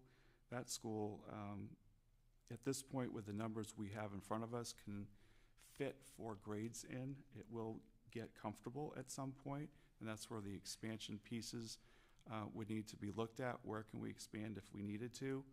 The other thing I just want to remind the board tonight is that there is an enrollment study being updated right now. This will be the 4th one that we've done since 2016, and it will be completed by early December, if not before that. The second part of the investment is site adjustments. Off-site turn lanes 2.5 years ago, 3 years ago, the Department of Transportation told the town of Cumberland that there are certain requirements that needed to be done on Main Street and Tuttle Road in order to get a school onto this campus, another school onto the campus. At the time, that was a concern for the town, but since then, the town has, at the joint meeting, you heard that the town said that these things are doable, and they would like to work with the district on these things. Traffic flow and parking upgrades, again, whether it's for the long term or there's some short-term pieces in order to make some efficiencies on campus to make these things work better with the current parking lots and traffic flow, and having another building on campus. I think it's going to be very important that we have architectural designs to move roads, parking lots, whatever it needs to be done in order to bring more efficiency to the campus as it's grown a lot over the last few years. Mabel I. Wilson School facility upgrades. In the current plan with 80 Gray Road, it makes me very nervous, and I've said this before, that we have $0 for any sort of retrofitting of that building for grades 2 through 4 school. We've had it in the past with other designs. We took it out in order to keep the current plan cost down.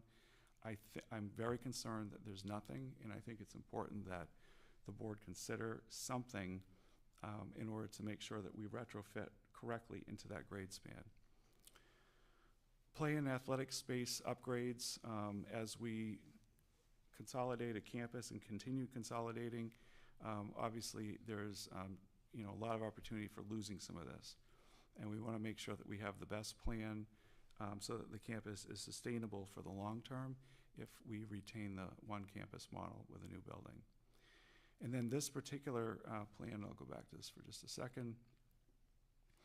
And with my trusty pointer up here, you can see this is the current maintenance building that we have in order to make a school on this part of land, this parcel of land work. This maintenance building, which is about 100 years old, would need to be not removed, and I'm going to recommend you flatten it because it has to have a lot of work done to it already, and it's not worth it. It's going to cost you a lot less probably to just build something else that is more modern and can handle it. The other piece is that down at the field house, we have been trying to get the maintenance. This is a safety issue. We've been talking about this for years.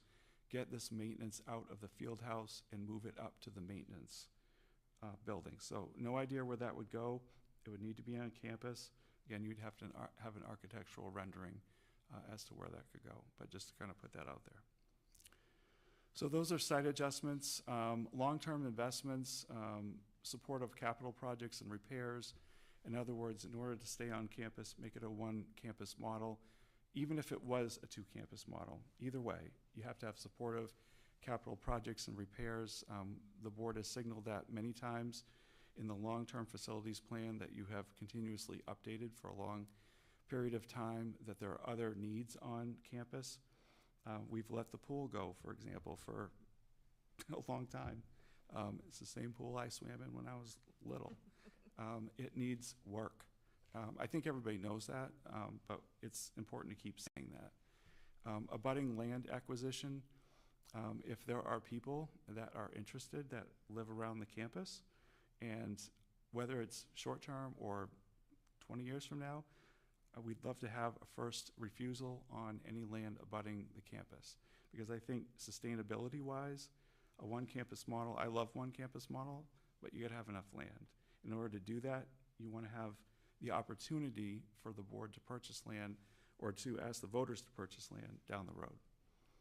And then the last thing is designated expansion areas, which I already talked about. When we did our master site plan, we identified those expansion areas that are actually already in place.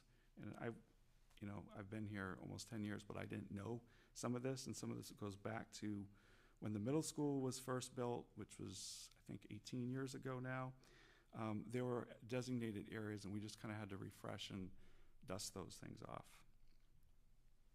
So my recommendation to the board tonight for debate, and I'm sure this will, not just tonight, but in the coming meetings, is that the new information that I've talked about tonight allows the sustainability of a one campus model. And there's three reasons for that. One is location. Obviously, I think a lot of people, whether it's staff, parents, community members who like the campus being here, it retains that model that we have hesitated to say, and I've hesitated to say, that we can do it. I think we needed some really hard information and to take another look at it in light of closing on this 2.3 acres of land in July. So we've had the model for 9.5 years, and it has worked for the population. It has gotten very crowded, and adjustments have to be made if we're going to keep it. Location, because of shared services, we have a lot of staff that work between buildings. We have a lot of pre-K-12 staff that work between buildings. Those are efficiencies and sharing of services. Having one campus model, if we can do it, makes sense for this purpose. Proximity to first responders, the fire department is literally across the street. The police department is 2-minute drive, and if they have their lights and sirens on, it's probably 30 seconds. To get to the campus, it's very close. We also have 1.5 SROs on our campus. Cohesive school community. We have a lot of, whether it's bigs and littles, we have older students working with younger students. I think I have a picture in this report of students from 4 or 5 going down and working with students at the Wilson School. We have I'm just making some things up I can think of. We have the annual graduation parade, which is a huge hit. There's a lot of things that go on this campus. Quite frankly, the GCA has brought a lot of opportunities for students to work together. People love that. We've tried to do that, and if we can do it, we'd like to do that. Transportation convenience and efficiency. I know for our bus drivers, but also for parents dropping and picking their kids up, to have to go somewhere else to do that. A lot of districts have that arrangement, but I know people are saying, well, if we can do it, we really want to do it on one campus. Makes sense. Educational benefit, it aligns with the steering committee back from almost 5 years ago now, that recommended at the end of that 9-month committee, one of their first recommendations, keep this school small for young kids. It was a primary school project from the beginning, continues to be one, and it should be a small school, not an overwhelming school. If we were to do a school of 450 students, it would fulfill one of the most important tenets of that 18-person committee's work over the 9 months. Moves 4th grade out of the middle school. That's been our plan from the beginning. 4th graders in a middle school, even though we have a good arrangement with the 4th and 5th, it's worked very well for the past decade. We know that it is difficult to run 2 programs in that building. It's a very large school with now over 800 students, and making sure that our youngest students are in an elementary setting is important. It removes all the modular learning environments at all of our facilities.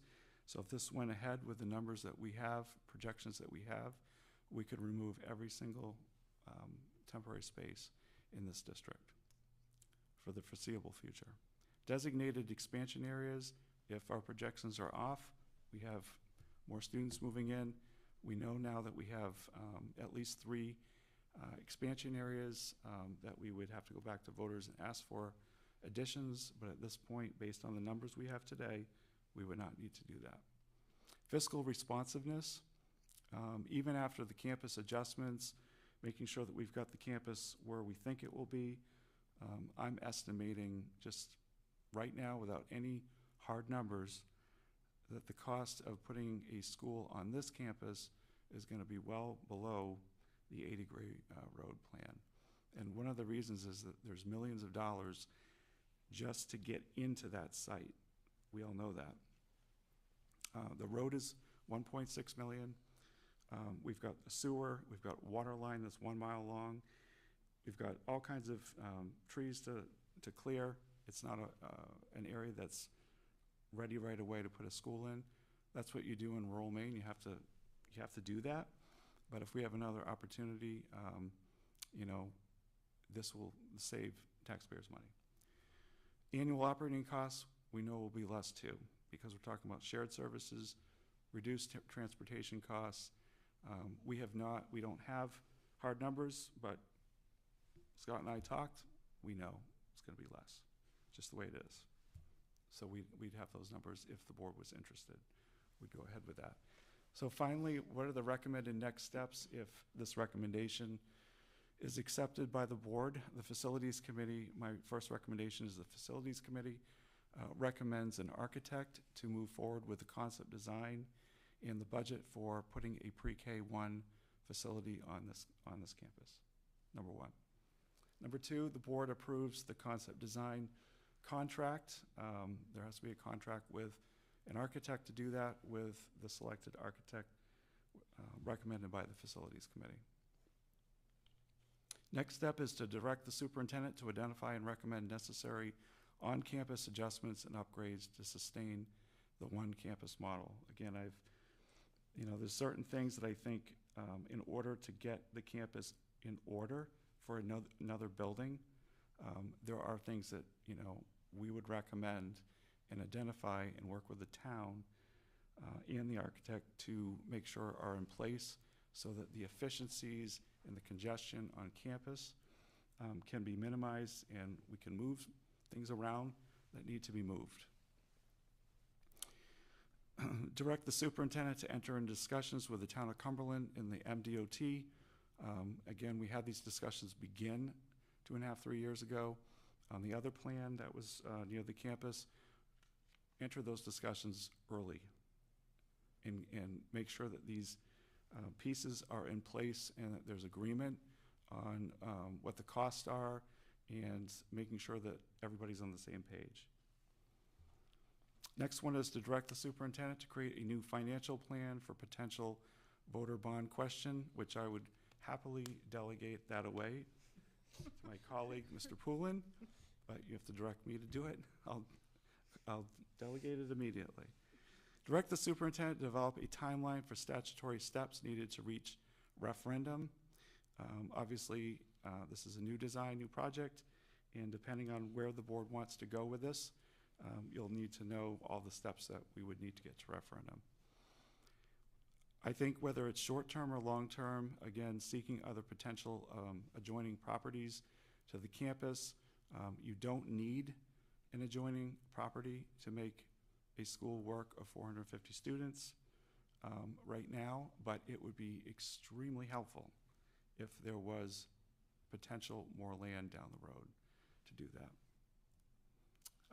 Cross-check the new enrollment study that will be coming out in a few weeks with the school projections and making sure that those numbers are in line with everything that we've been looking at.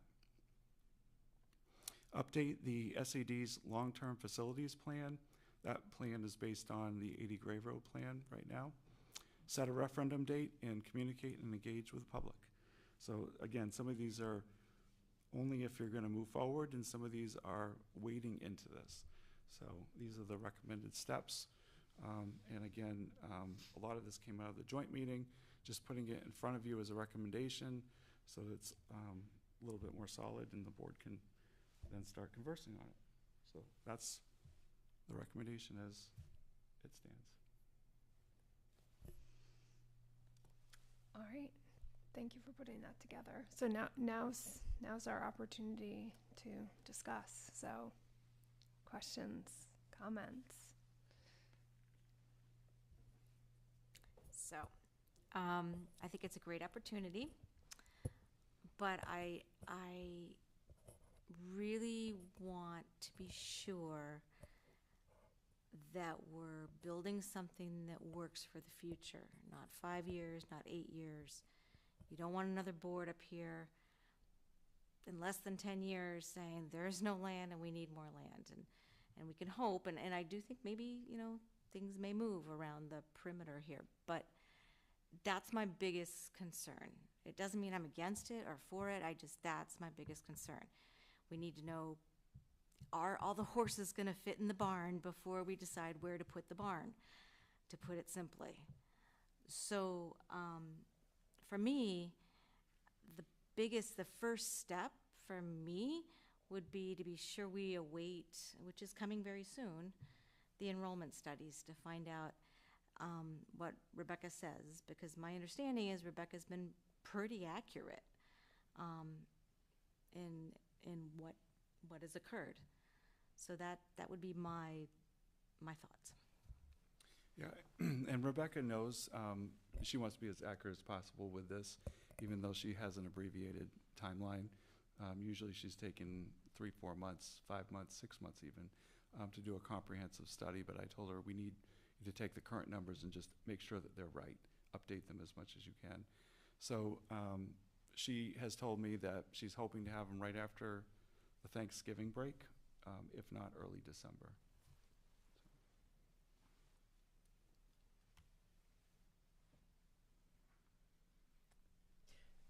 Jeff, can you talk a little bit more about why it is that Mabel Wilson could fit second, third, and fourth when right now we have 2 grades in portables? I mean, when my oldest went there, it was kindergarten first, second, third. I mean, you could, one wing for each grade. How do you see second, third, and fourth fitting there? So we did an exercise when we were at 80 grade to see if 3rd through 5th could fit in the building. So a bunch of us sat down. We sat down with Oak Point. We also sat down with Carol MacArthur, who has the 3rd through 5th grade population, and Susie Robbins, Julie Olson, myself, Scott Boulin, and we really studied all the pieces that were the whole layout of the school without any temporary space to see if it would fit. And why it fits is because class sizes are larger in those grades. So when you have pre-K, K1, you have to keep your class sizes pretty small. After you get past 1st grade, your class sizes start to go up.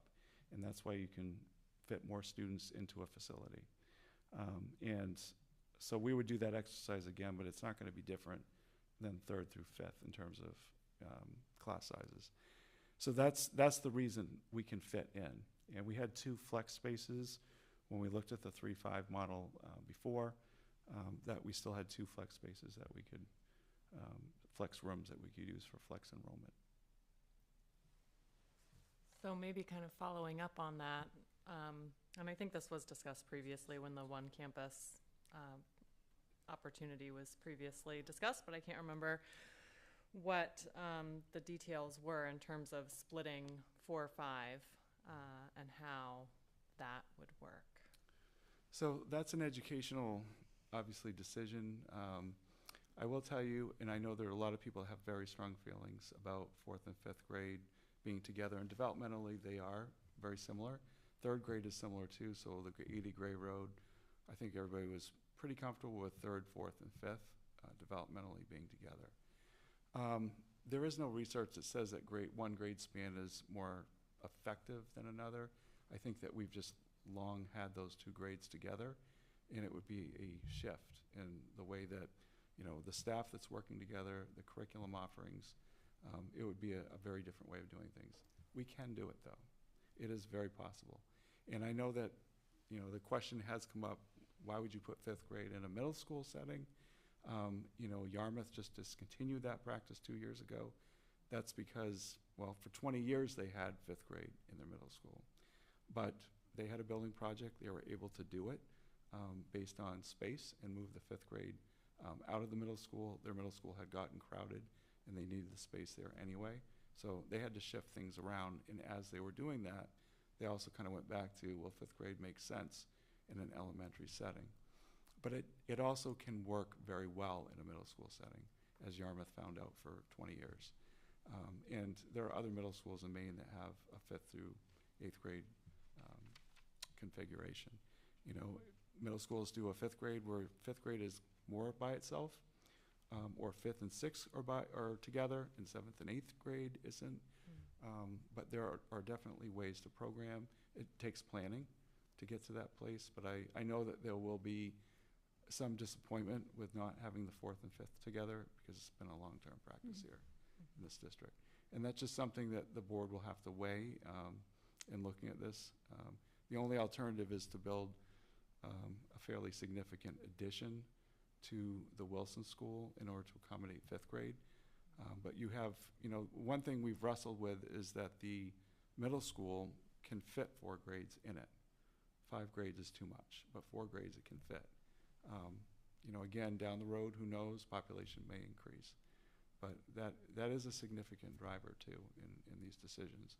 But there is no research that anyone has ever found on grade spans. The only one I've ever found that had some credibility, and I think most people who have looked at it would see this as beneficial, is K through 8 schools in either rural areas or very urban areas. The students tend to do scholastically are doing better in those configurations in those two areas. But other than that, I haven't seen any hard research on grade spans. Danny might know more than I do. Yeah, we were a K. Let's see. Yeah, we had the middle school has to be separate from the high school. That's one thing that has to be for sure. I really appreciate your taking the time on this, Jeff, to think it through and to be thinking forward. I especially like the flexibility in the one campus model, that we do have room to grow if things don't work out. I think that population forecasts are great. I'm looking, but they don't always pan out the way you think they're going to. So you need some flexibility. And I was telling Tommy that I picked out the article in the Portland Press Herald in 2012, in which his mother, with great regret, decided to close the school there because she said the forecasts show that this is the right choice. And the forecast was correct for 8 years, but in the 9th year it turned. So I think we need to be thinking certainly for 5 or 7 years ahead, but then beyond that we need to have options. And I think the options that Steve put forward are there. I think we'll be able to buy some of the neighboring properties, the homes that are there, from what I understand from the neighborhood, those opportunities will emerge. So I think it's a really good upgrade from where we are now.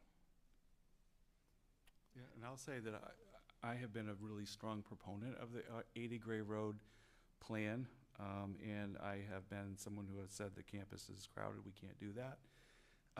However, sometimes you have to go back and take another look, and you have to look at it again with new eyes and new opportunity and get some new information. And after we had purchased the land, I was committed to doing that, because a lot of these questions have been raised.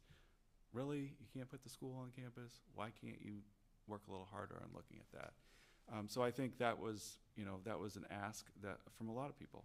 And I feel like the board has done its due diligence in at least looking at this, talking about this, considering this, asking for more information, and we're at a spot today where you can debate this.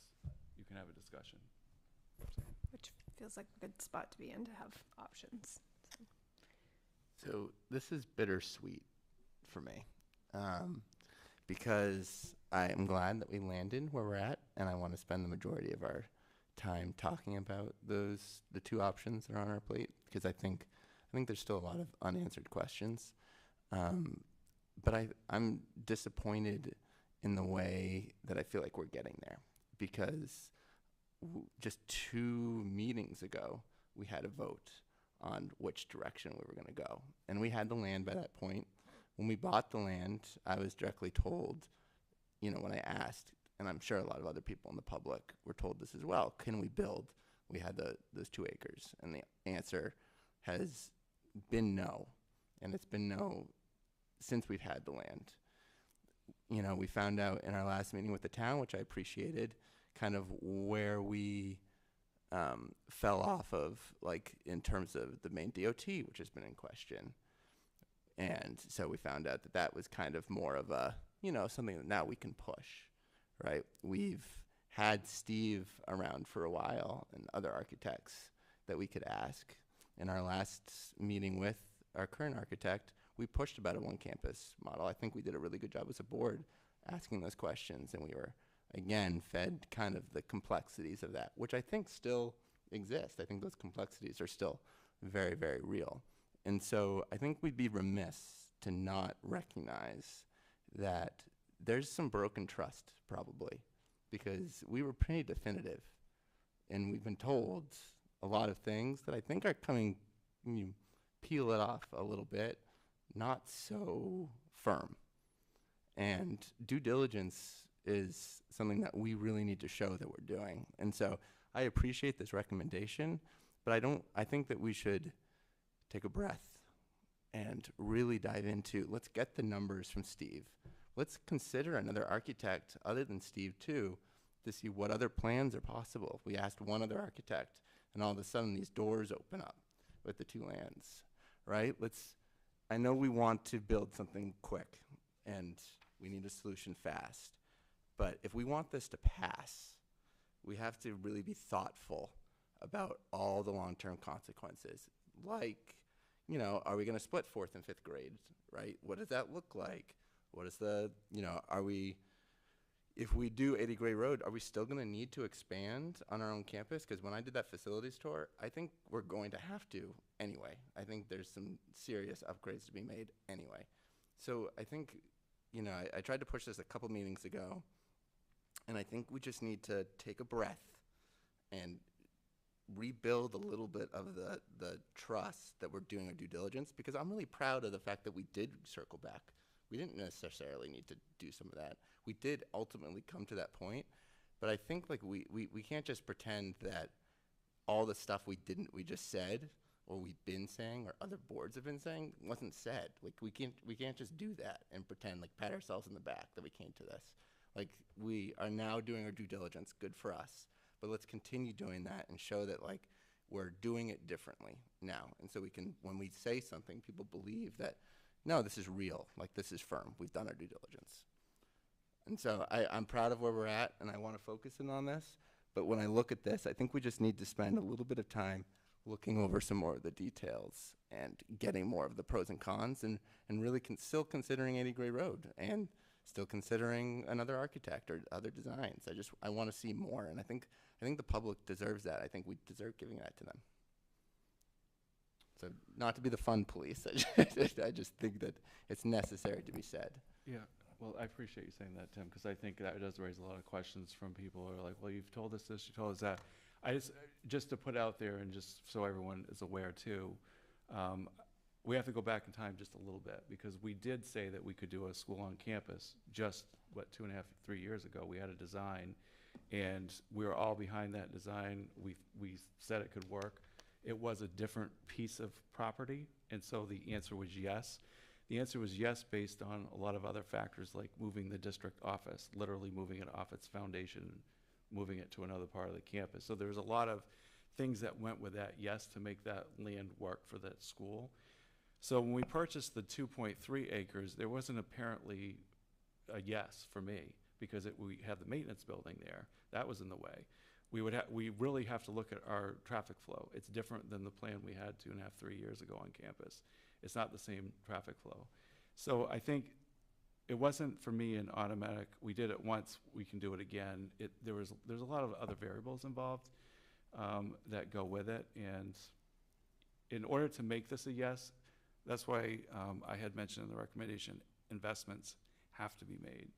We can't just say, yes, put the building there and that's the end of it. There are other adjustments on this campus have to be made in order for this to be yes. So for me, it was a no unless there is, yeah, we're going to invest in the campus. You can't just put a new building on and that's the end of it. You have to invest. There's got to be other improvements made to this campus. If efficiencies in traffic flow and parking aren't made, this isn't going to work. I'm just putting it out there. I guess I want to concur with Tim regarding a breach of trust of sorts, or at least questioning. I think not only in the public, but on the board, speaking for myself, there's some whiplash going on. Again, I'm not for or against on the campus. I just really feel we need to know the numbers before we decide where it has to be built, and also the numbers of how, we need to do other adjustments on the site.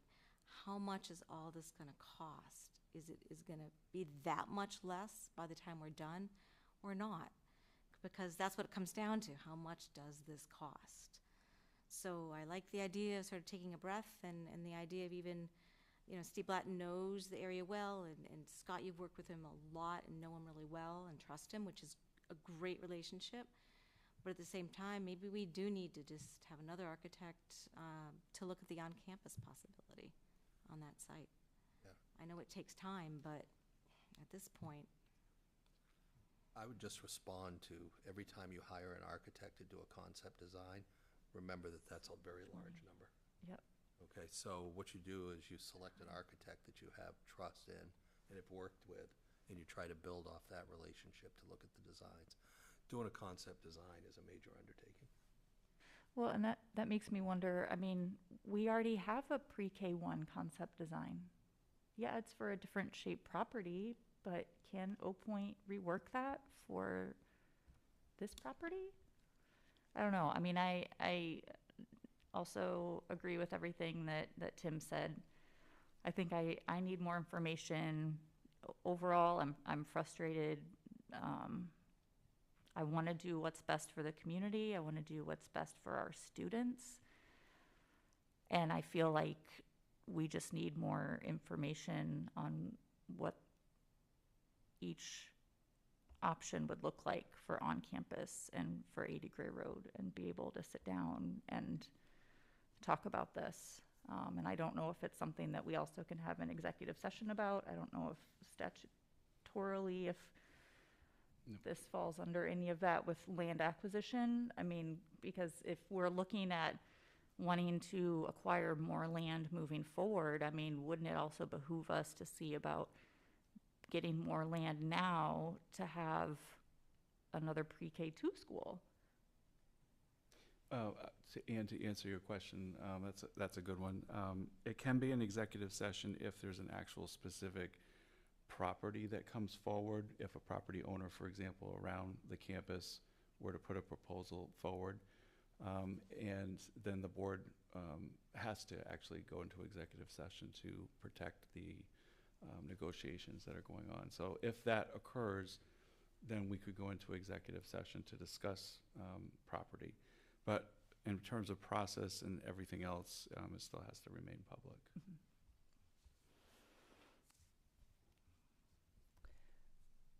So I do want to recognize we have 7 of the 9 members of the board here tonight. So we have 2 members who aren't here, but I think also reflecting of what's just been said, a lot of us are pretty new on the board, and so especially those who are in our second year, which is myself included, what we went through last year, and the no vote on 80 Gray, and then the recircling, and then the conversations around not having other options. It's been challenging to figure out, is there a choice on campus? And I'm glad. I feel like we're maybe a half step closer in that we have some ideas that there may be expansion options available, a site that could work for a smaller school.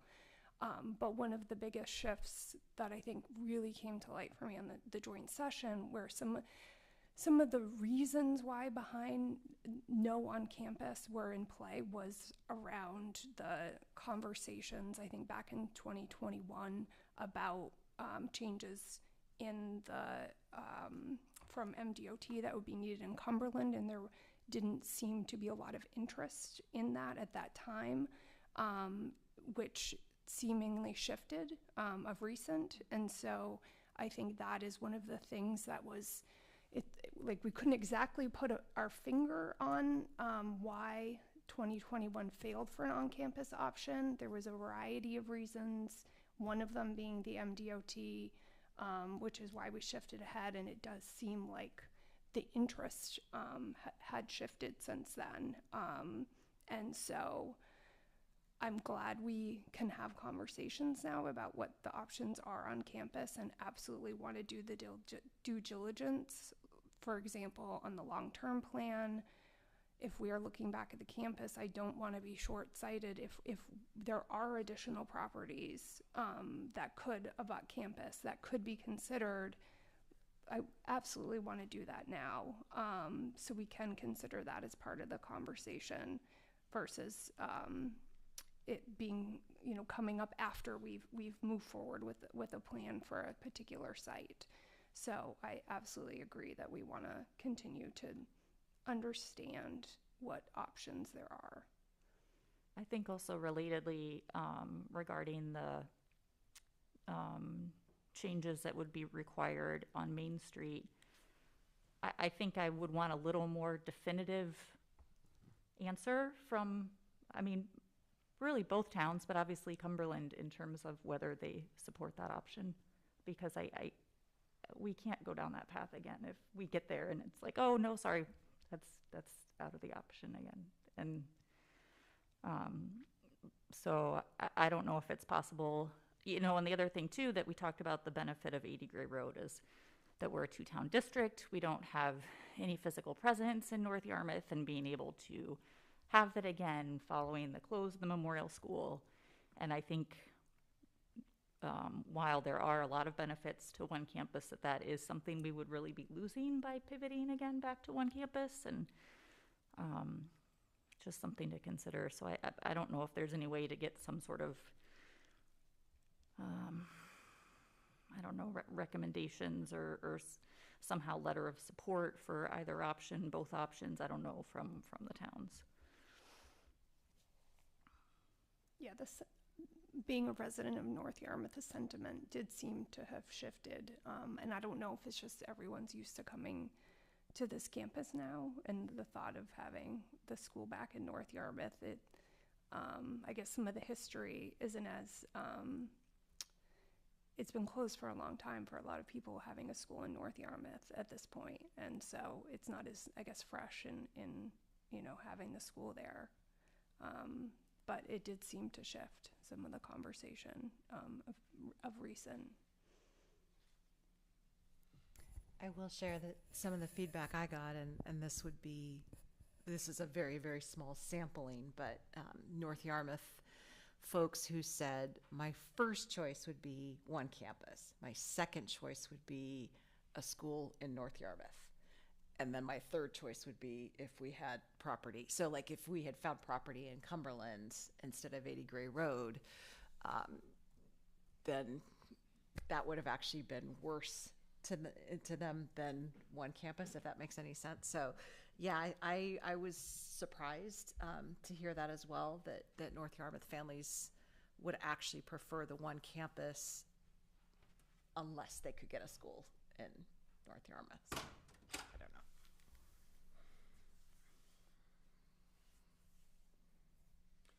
know.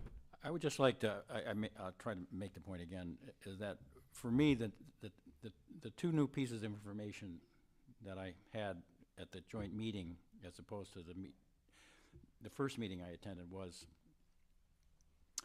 that there were more expansion points on the existing campus than I thought there were. The reason that 2021 plan was not accepted, and Mark Segrist made this point to me very clearly. He said, we just couldn't see a way that within 10 years would be out of room. And so the new expansion points that Steve has put together give us flexibility in that way. And then the second one was the lack of constraint around the MDOT concerns. So those two pieces were new to me. And I guess I'd have to say thirdly, which we really haven't put a number on it, is the fact that it should definitely cost quite a bit less money. It was very discouraging to me to put all the work that you did, Leanne, you know, on cost reduction and wind up in the same place. Mm-hmm. So now that we have some flexibility on the cost side is very important. Right.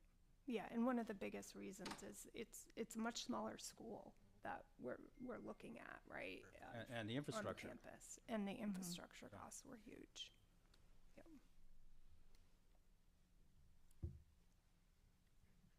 Would we need to make the other changes in traffic flow on the campus in order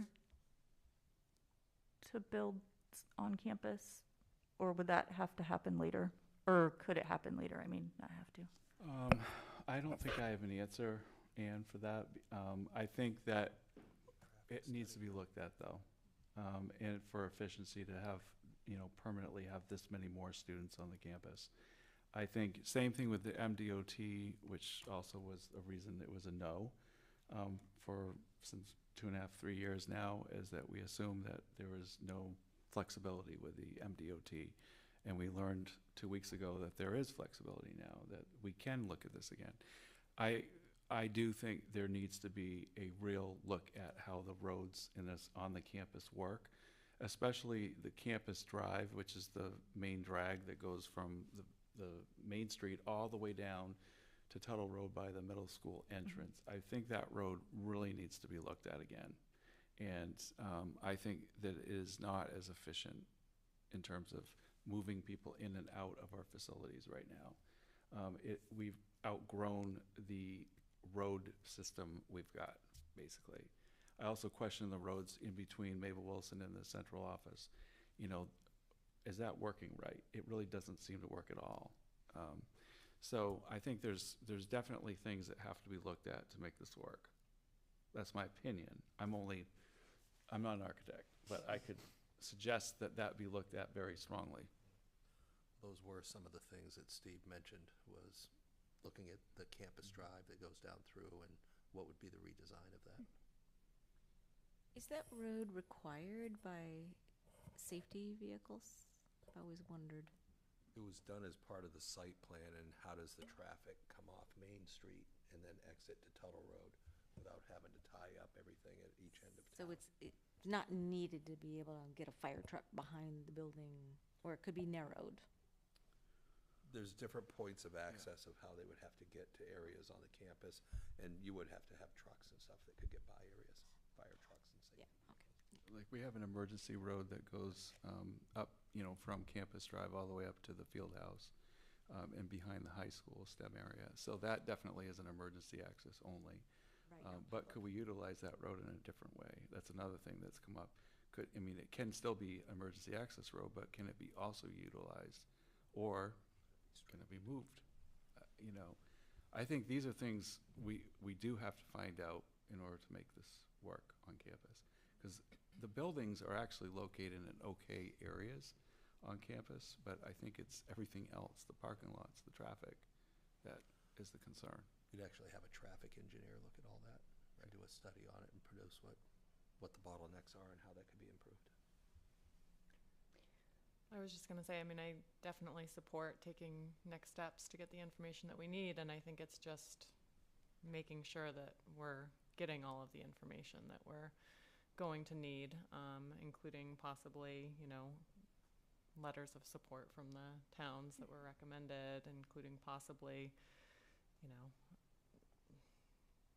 looking at a couple different architects. I don't know. Those are two of the things that I heard tonight that are maybe not currently explicitly laid out in the next steps. And I think we've talked about some other things as well. So how we make sure that we're getting all of the information we need to eventually make an informed decision. But it's a great option, and definitely I support looking into it further. Do we have any sense when Steve might get some of the information back to us, or is there a process that we have to we formally ask for plans? Because I think just I understand that it costs a lot, I'm sure, to have another architect do another design. But what is the double check that we have? Because we put a lot of trust in another architect who said that we couldn't really do this on campus option, and then we check with another one. So what is just the process to make sure that the information we're getting is validated? And when are we supposed to get something from Steve? Because we do have a certain amount of trust with him for sure. Well, technically the board has to go ahead with that process. So the facilities committee, I recommended that they be the group that, vets that out and then makes a recommendation to the board, which is the process that was used last time. So whatever that process looks like, it can be condensed. We don't have a contract with the current architect right now, so there is no contractual obligation. However, they've been instrumental in working with us for the last 4 years. So I think those are decisions that have to be made by the facilities committee. We're not decisions made by it's made by the board with the recommendation of the facilities committee. Well, and I feel like Oak Point too, I mean, they weren't given the opportunity to present anything for the new property because under our impression, it wasn't an option. That wasn't what we were buying the land for. So, yeah, I don't, just a thought. Tim, could I just follow up, Tim? My understanding was that on that 2021 meeting that Oak Point did present a viable on-campus plan. Yes. They never said we couldn't do it. They said it was challenging, but they did present one. Right. No. So my follow-up was in our last meeting, we pushed them pretty hard on the one campus, and their option was, it's not like they were like, oh, we have the 2 new acres, and this is how that could change things. I don't remember right? that, the interchange. It was pretty. The impression that I'm getting out of it, and we can give them the benefit of the doubt, is we've gone so far down one road. How can we kind of, what's the advantage to 80 Gray Road? Because it was very clear to that meeting that any on-campus building would cause a lot of traffic. Like, he was like, anything could be done. Like, of course, like anything could be done. He said that. But there would be a lot of on-campus congestion, which is probably still the case with construction. And also the costs would probably be as much. Like, that's what I came out of it. Like, we wouldn't have a lot of cost savings for doing an on-campus build. And so that was like, oh, okay, well, if we're going to have all the congestion and it's not going to be done at once, and we're not going to have the flexibility in terms of size, then and it's going to cost the same, then as a board, obviously we were kind of in the position of, yeah, the one campus model that he's presenting to us and that they've looked at doesn't work. But I think what is troublesome is that during that meeting we had the information of the new land. And so in terms of due diligence, like maybe we haven't, I'm not sure the history of us asking for them to reassess, but it might be worth them reassessing, and or like they didn't want to do that. And so I think that's the challenge that I have right now, is in that last meeting, after having all the information that we've had for the last couple of months, nothing has changed, right? I understand why they made the decision when we didn't have the land, but now we have the land and that opens up everything. And so I just think, there's just a trust has been shaken in the process, not in any one individually or anything, just the process of what's the motivations of the people giving us the information that we're getting from various different stakeholders, whether or not that's the town board or the architects, from Steve, who obviously wants the contract, right? Like, what are the motivations? And we should be asking these questions, because I think we have to make sure whatever we put forward next really has a lot of trust behind it. Yeah, and in all fairness to Oak Point, I would just say that they've never been formally asked to analyze it. So Steve Blatt, as part of the master site plan review, I did ask him to formally, hey, while you're doing the site plan, can you see if a school could get on here? Just figure, give us an answer. And so he had to do an analysis with square footage to see if a pre-K K1 building, for example, could fit on the campus, which was the last design that we had for an on-campus plan. So in all fairness to Oak Point, they've not been asked to formally review whether that could happen or not, and what that would look like if they had that opportunity to do that. So. And the other one is Steve Blatt was not actively pursuing this project. We asked him to come in and take a look. So I think that's important. He wasn't like pursuing us to do the project. We reached out to him, so I don't want it to appear like there was some kind of a, backdoor entry into this. So can we ask Oak Point? To Ann's point, can we ask Oak Point to do that if they're already our architect? They've told me if the ask is there, that they would be happy to look at that if the ask was there. Okay, I'm asking. So, I mean, these are decisions the board must make. We cannot make them. Yeah. So, which is one of the recommendations. It sounds like the facilities committee needs to have another meeting. Right. Yes. And Christina. Just had one, but we can have another. We need to have another meeting, and so Megan can be here and so on, and have a chance to think about it. Yeah, so that's what you're asking, and number yes. one. Right? And to remind Yes. people, Christina's the chair, and Denny and Megan are on the facilities committee. I'm an ex officio member. Yeah, you're an ex officio member, yeah. And the enrollment information is coming out possibly early Yes, December. we'll be able to cross-check that. I mean, it will be, 3 or 4 weeks before we get it. If we could we can get cross-check that, and Yeah. maybe we should meet after we. I think the most important thing is just to cross-check that information to see if it aligns with the current projections, because the current projections are giving us the information that we can do this. Right. But if those projections change or are quite a bit different, then that's a different story. Yeah, I just want the most up-to-date information before we start investing money on. Yeah, because it's going to be another investment, right? Yes, that's, So, Leanne, do you feel as though the next regularly scheduled meeting of the Facilities Committee is adequate well, in the time frame? the timing of that, because I have that calendar up, because I was looking at that. Because there isn't one scheduled for a few weeks, but it could be aligned with when we would get the enrollment study. That's what I'm thinking. We had one Friday. It's usually the first Wednesday.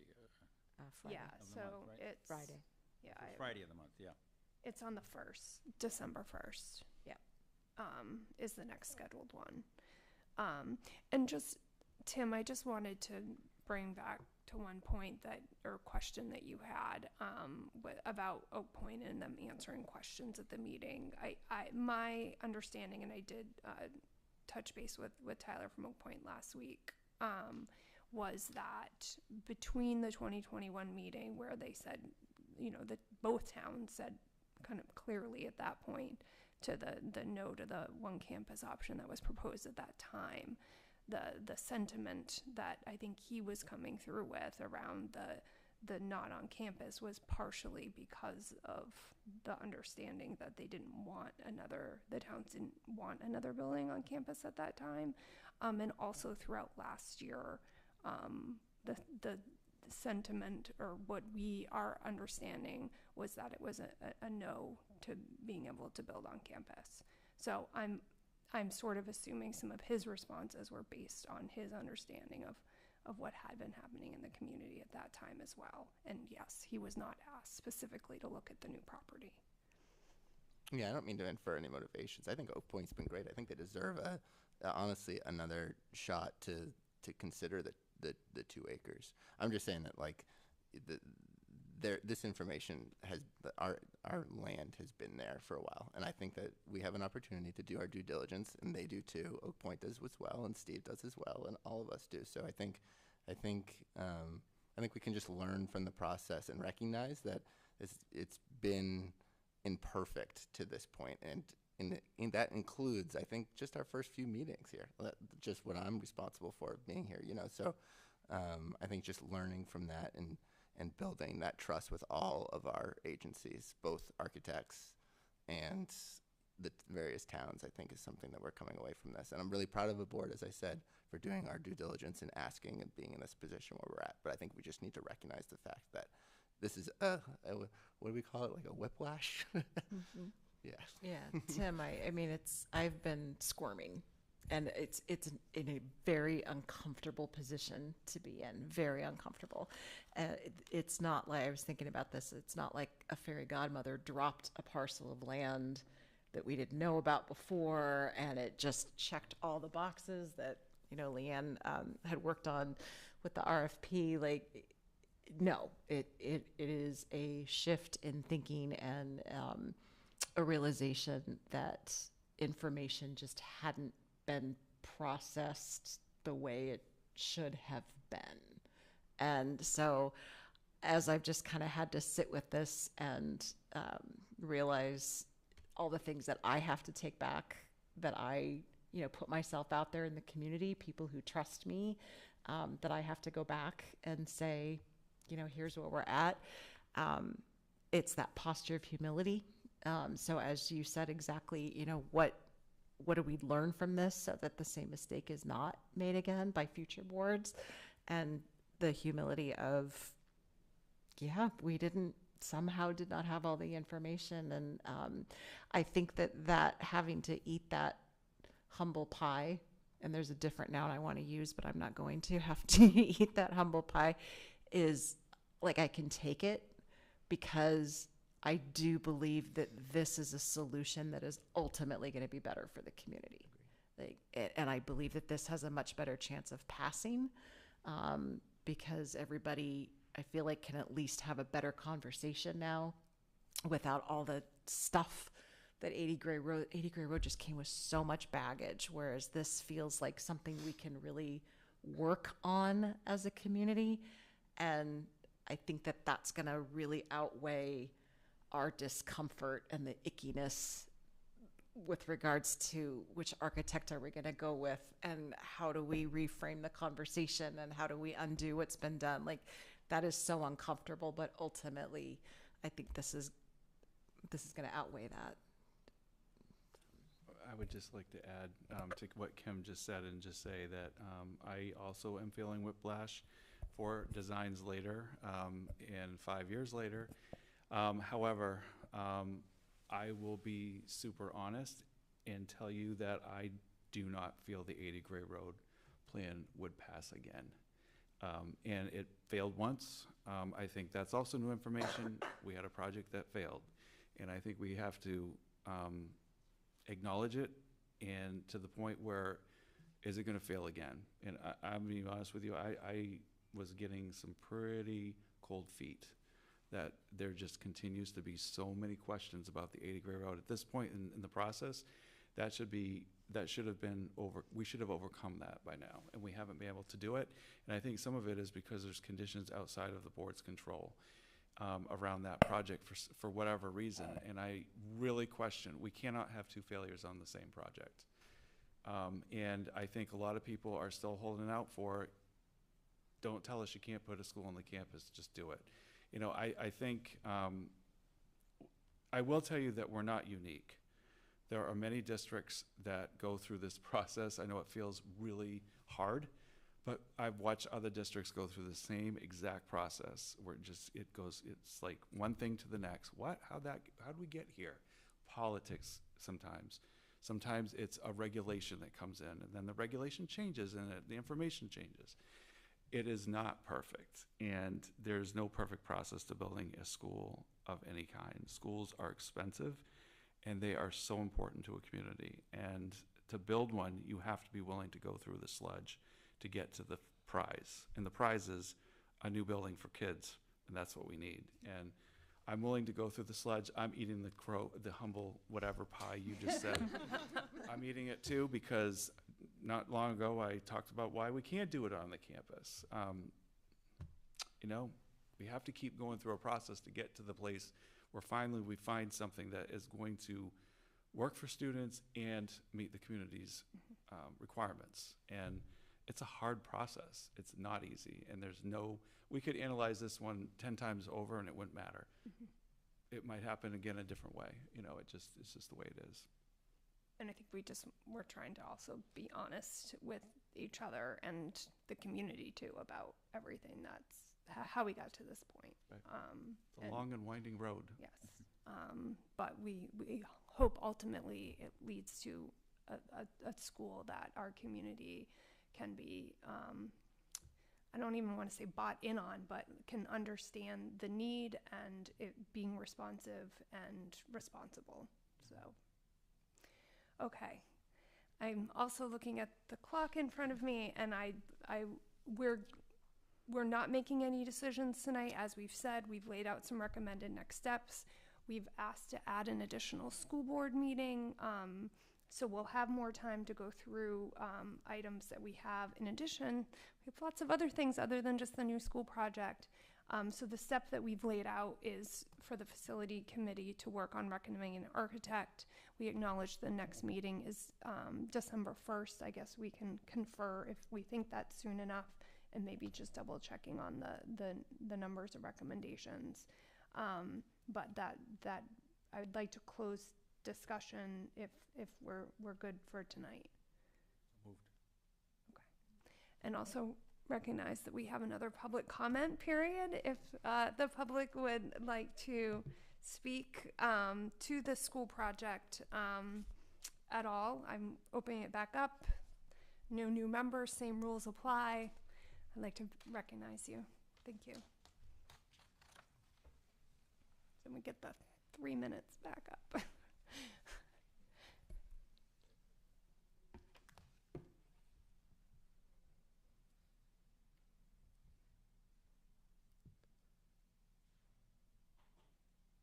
Thank you.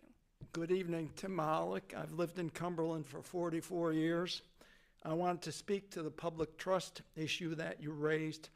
10 years ago, we gave away for $442,000, I believe, a very good school, the Drown Road school with the promise we would realize operating efficiencies from a central campus.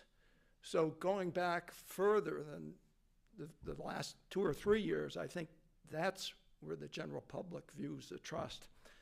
But more than that is all our concerns about our environment and greenhouse gases. And I'm a little shocked that it's not a consideration in deciding where to place a school, because the Gray Road School involved bulldozing 15 acres, cutting down lots of trees, making the sharing of common space impossible, and also losing the operating efficiencies,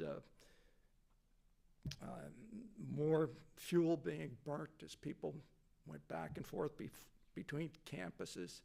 And so I think in some ways, not considering the impact this Gray Road property has to the environment also breaks the trust you have with the community to be stewards of our community from an environmental perspective.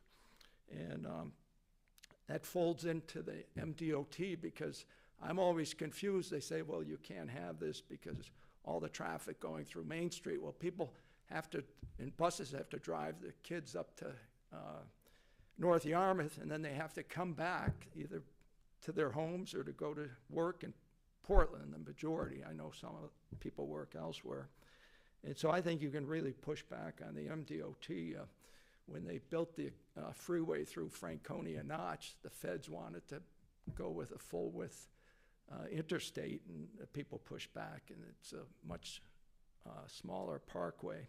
And just for the future, I circulated some school plans for 3-story buildings, and one building even had a parking garage underneath. So I think you can feel comfortable if you build the new schools with the potential to add on stories and work with the parking, you can get there. So that's just my response. So thank you. Thank you. And thank you for staying.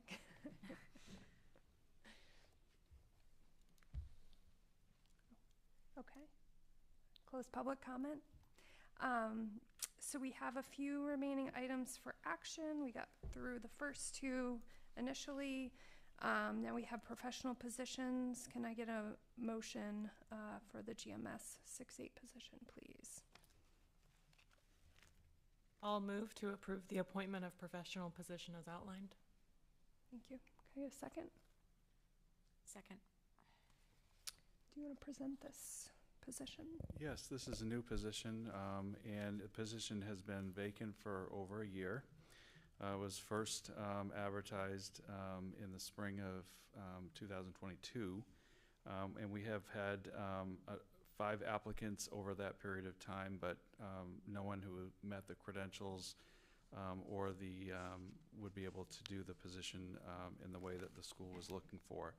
So finally, an applicant came forward.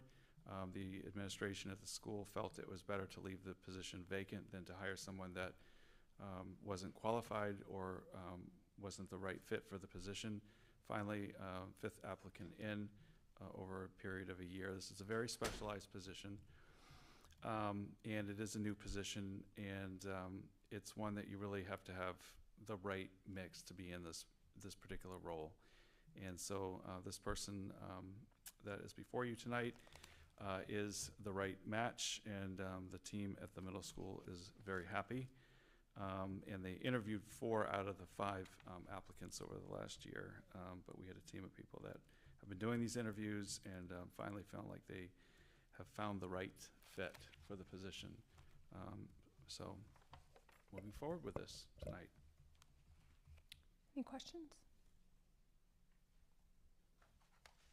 I'll call for a vote. All in favor?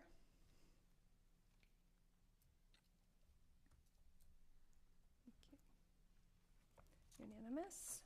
Okay, now we'll move forward with the motion for the waiver request. Can I get a motion?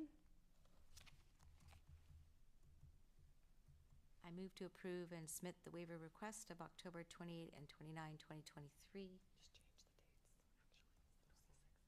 The 26th and the 27th, 2023. Thank you. Adjustment for the calendar for the 2023-24 calendar per MDOE Rule Chapter 125.8.01.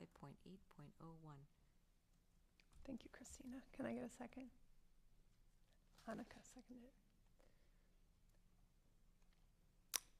Would you like to describe? Yes, I appreciate pointing that out. That is a typo on the blue notes. Should have been October 26 and 27. Thank you for pointing that out. So we are requesting a waiver, and I say we, myself and Leanne, and on behalf of the board, it has to be sent to the Department of Education. The commissioner has to approve the waiver.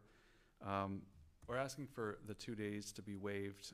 This is very consistent with all the school districts in our area. We had several meetings during the time that the events were going on in Lewiston.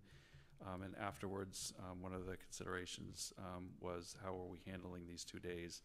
And pretty much everyone agreed that we would be asking the commissioner for waivers. Maine School Management has already weighed in with the commissioner and has asked the commissioner to please grant these waivers. There's a lot of reasons. One is just, I think, just the feeling behind these 2 days and the messaging that we'd be giving by saying we're making these up in June because of, let's look back and see why. I don't think that sells well and or looks good. The second reason is that even though we have 176 days built into our calendar, 1 day more than the state requires, we do have a portion of our district that's not in line with that. So with the 9th grade coming for 1 day and then 10th through 11th and 12th grade not, they would not have had, we would not be able to just waive 1 day. We really need to waive both days for the whole district. So there's no opportunity there even with the 176 school day. So that's our recommendation, and Leanne, you're part of the recommendation, obviously, and it would be written on behalf of the board. We wrote it as if you were approving it. Obviously, we would file this away in the file cabinet if you do not approve it. Any questions? Okay. All in favor?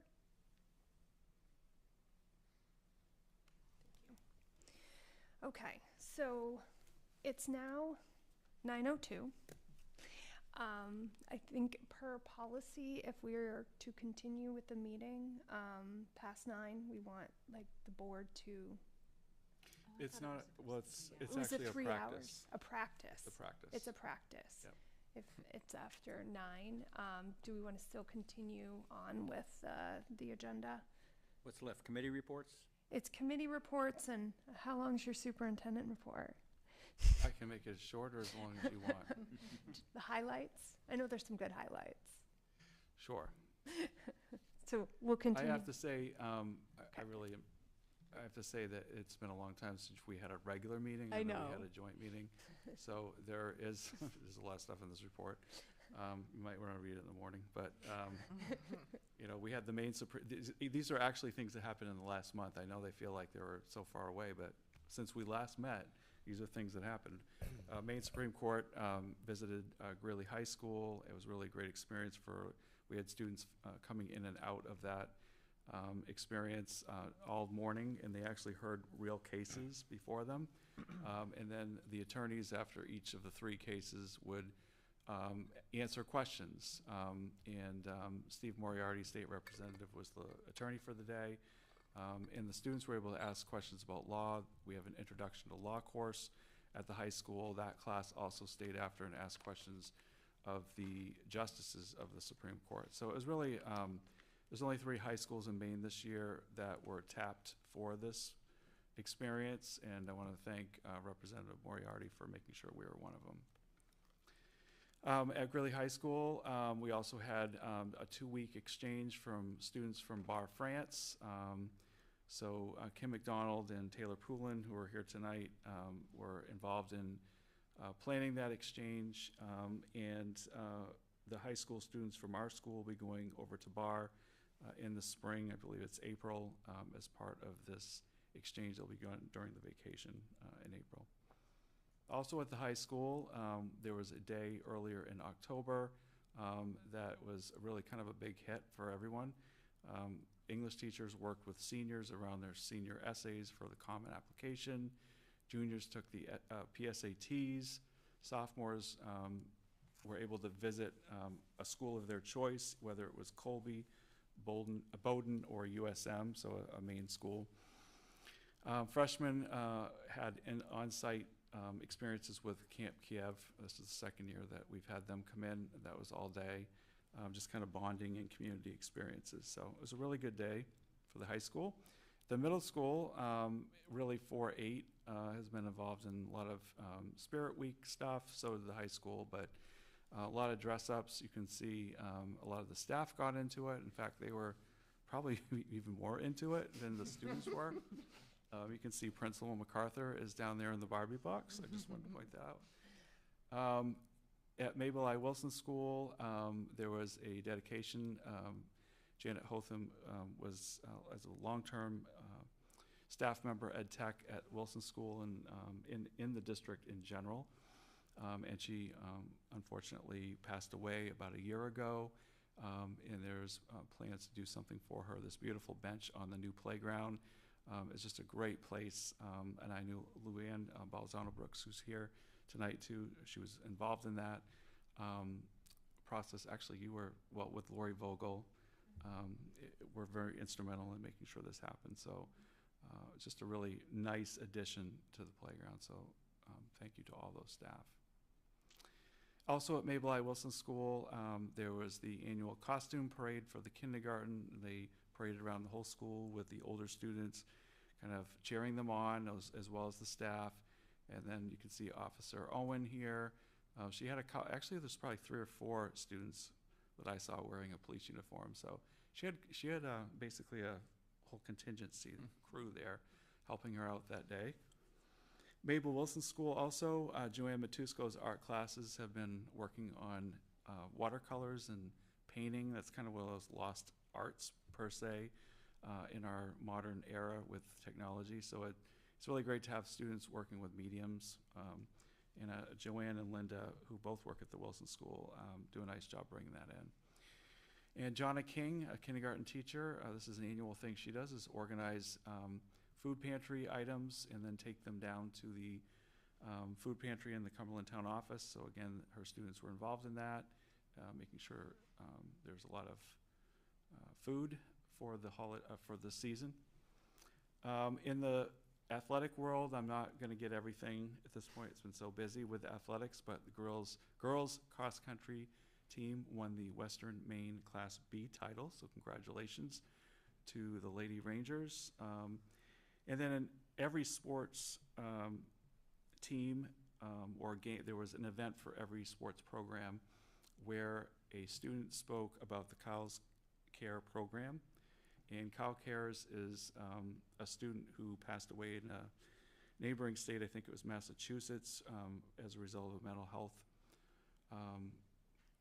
event. And his father started this program, and it's been spreading throughout New England, and came to speak to the students and staff at the high school here. And now this program is at Greeley High School, so we're really proud to have it here. Senior Molly Mulligan, who's on the volleyball team, this is just an example. We had a player or a student talk at the beginning of an event at each of our sporting events this fall. So Molly took care of the volleyball team, and again, we had that everywhere. Probably know by now that the Rangers football is having a great season, and they are off to the state championship this Saturday, 11 o'clock in Bangor on Garland Street. And they just won the what's called the Big School South Regional Championship, so against Brunswick on Saturday night. So very excited for our football team in advancing to the state championship. And again, I'm not getting all the athletic teams right now and all the shout-outs that go out to athletics. I believe David Shapiro will be here at your next board meeting, scheduled to, and he can kind of wrap the season up. And then Sarge's shout-outs. So Sarge says, and Sarge is our mascot in case you're wondering, thank you to one of our teachers, Katie Casasas, I never say her name right, but that's her name, who is one of our GT teachers. She was selected, one of very few teachers in the United States, to participate in the National History Day and to help the Library of Congress build up its resources around history and historical arguments.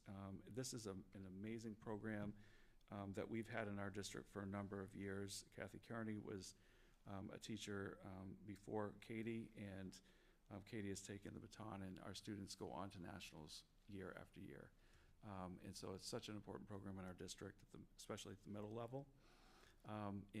So congratulations to Katie for her work on that and helping the Library of Congress. I think I don't remember how many teachers in the United States. It's a very small group that were selected to do that. So shout out there from Sarge. And that's my report. Thank you. I don't know why. I don't think I've seen Sarge before. Well, Sarge has been updated. Sarge used to, we had to keep Sarge away from young children because the mask costume that we had, this is true, that we had for 40 years was, some of the young children were crying. And this was years ago. We had to put the costume away, and then we bought a new one probably 2 or 3 years ago, and this is the new and improved Sarge. What do you look like? He's a lot friendlier. He was grumpy. He never smiled. He never smiled. He always had a bad attitude. And we had to put him out to pasture. So he's enjoying retirement. But our new mask is friendly, and everybody loves him. Okay. Sarge is a big hit. In fact, Sarge comes to assemblies. Oh. So. All right. Maybe Yes. you can make an appearance at a school board meeting at some point. Great. Okay, thank you. Moving on to committee reports. I'm excited to hear from our students. Okay, I'll start, yeah. So this is the first full week into quarter 2. Very exciting. Quarter 1 is over. Yeah, the juniors took the PSATs a couple weeks ago, and today was the day that we got our scores back, so that was exciting. The bouncing off what Mr. Porter talked about, it's really exciting that the football team is going to states, considering that last year was their first year being back to just Greeley students on it. I went to the game against Brunswick, and it was just really, really nice to see how much support there is from students for the sports teams. This weekend, as a French student, the seniors, not juniors, so not me, will be going to Quebec, which is also very exciting and fun. We have parent-teacher conferences coming up, so that is also exciting right before Thanksgiving break. Yay! Thank you. And on the senior end, with the end of the quarter for everyone, definitely a bit of a stressful time with wrapping all of the kind of end of quarter assignments, and it seemed that those last 2 weeks are always just the most busy. But coupled with the end of the quarter, all early deadlines were either November 1st or earlier, so the seniors are busy getting their applications in, and if you follow the Greeley Guidance Instagram, you'll see the deluge of pictures and smiles of people who have just submitted. So it's definitely a bit of a weight off the shoulders of many people who were applying places early, and it's a little bit of a lull until when the rest of the applications are due in January. Another super fun thing that we got to do is to kind of celebrate senior year was carve pumpkins, and every senior got to carve one or more pumpkins, and they were displayed outside of the Geiger Gymnasium. So I don't know if any of you guys saw them while you were driving by, but I definitely had a lot of fun carving pumpkins, and it definitely felt very festive. And with Election Day tomorrow, there was a voter drive at the high school put on by the student government where we registered over 45 people to vote. So that was super exciting, registering and pre-registering for those who are not yet 18. I registered, and I think Sophia, no, not yet. I was sick. Oh yeah. Okay.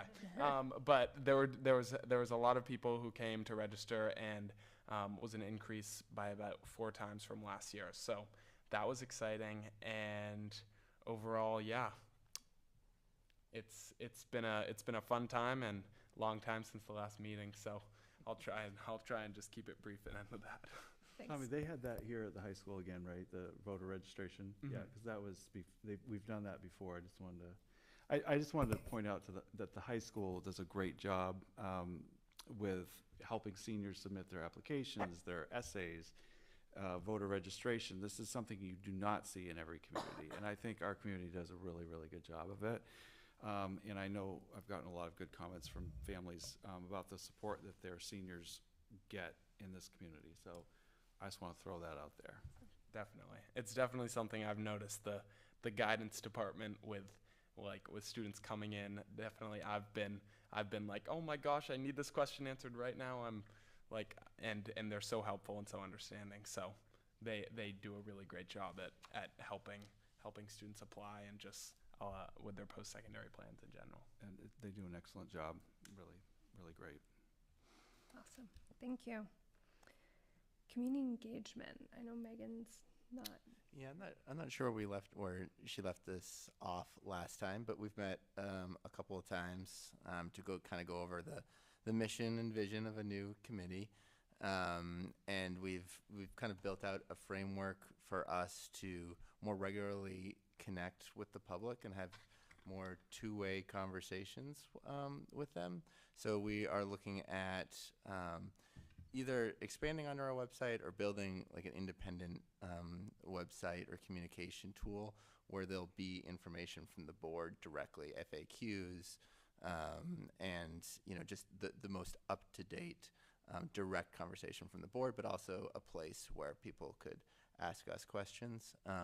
I know we're also looking for other opportunities to engage, so we'll be at we're going to try to be at the polls tomorrow. You'll see us more at some craft fairs, and then we're also looking to develop or put on a couple of facilities tours. Whether or not that was 80 Gray Road originally, we might still do that, or around kind of our campus, and just kind of get a sense from the community what they feel about what's going on with the new school and the new different campus options. So we have some things to work out with that, but other than that, it's really just finding ways to different ways to engage with the public that works and just improve our overall communication. Does that cover it, Kim, Jeff? I think so. Yeah. Yes. Great.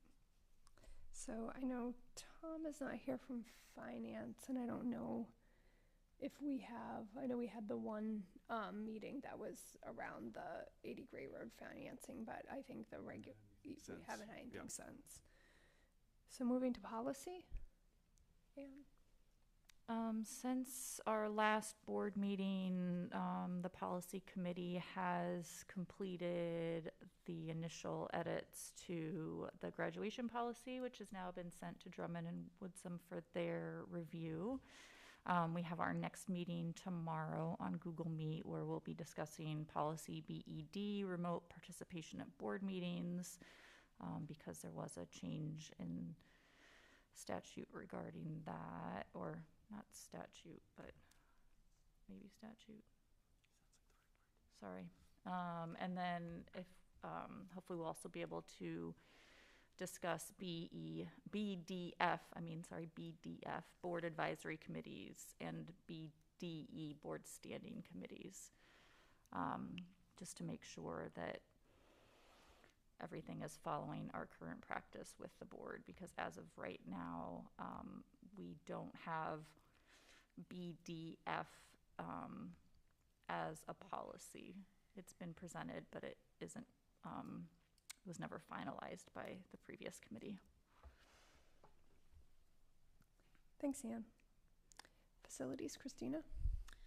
So last Friday, as you heard, we had a meeting. It was our second all facilities tour, open to board members, and we had a good showing. And the first one we had the prior month saw the new land, saw the high school, and discussed what the upcoming needs would be.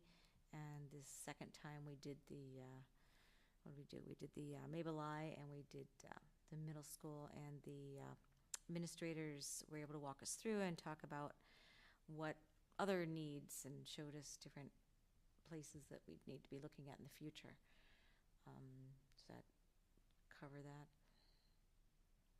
Yeah, okay. And we'll have another meeting soon.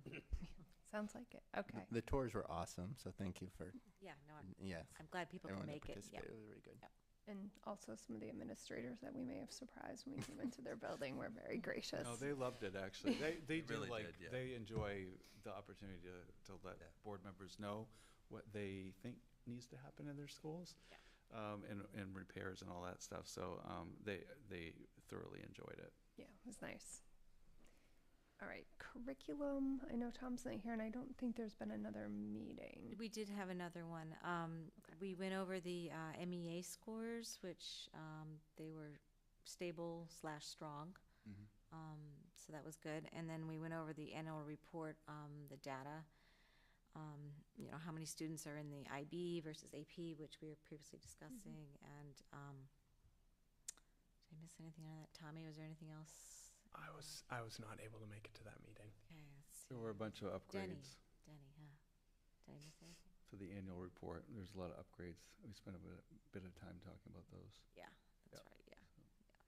And then we just talked about future topics that we need to, interested in going over.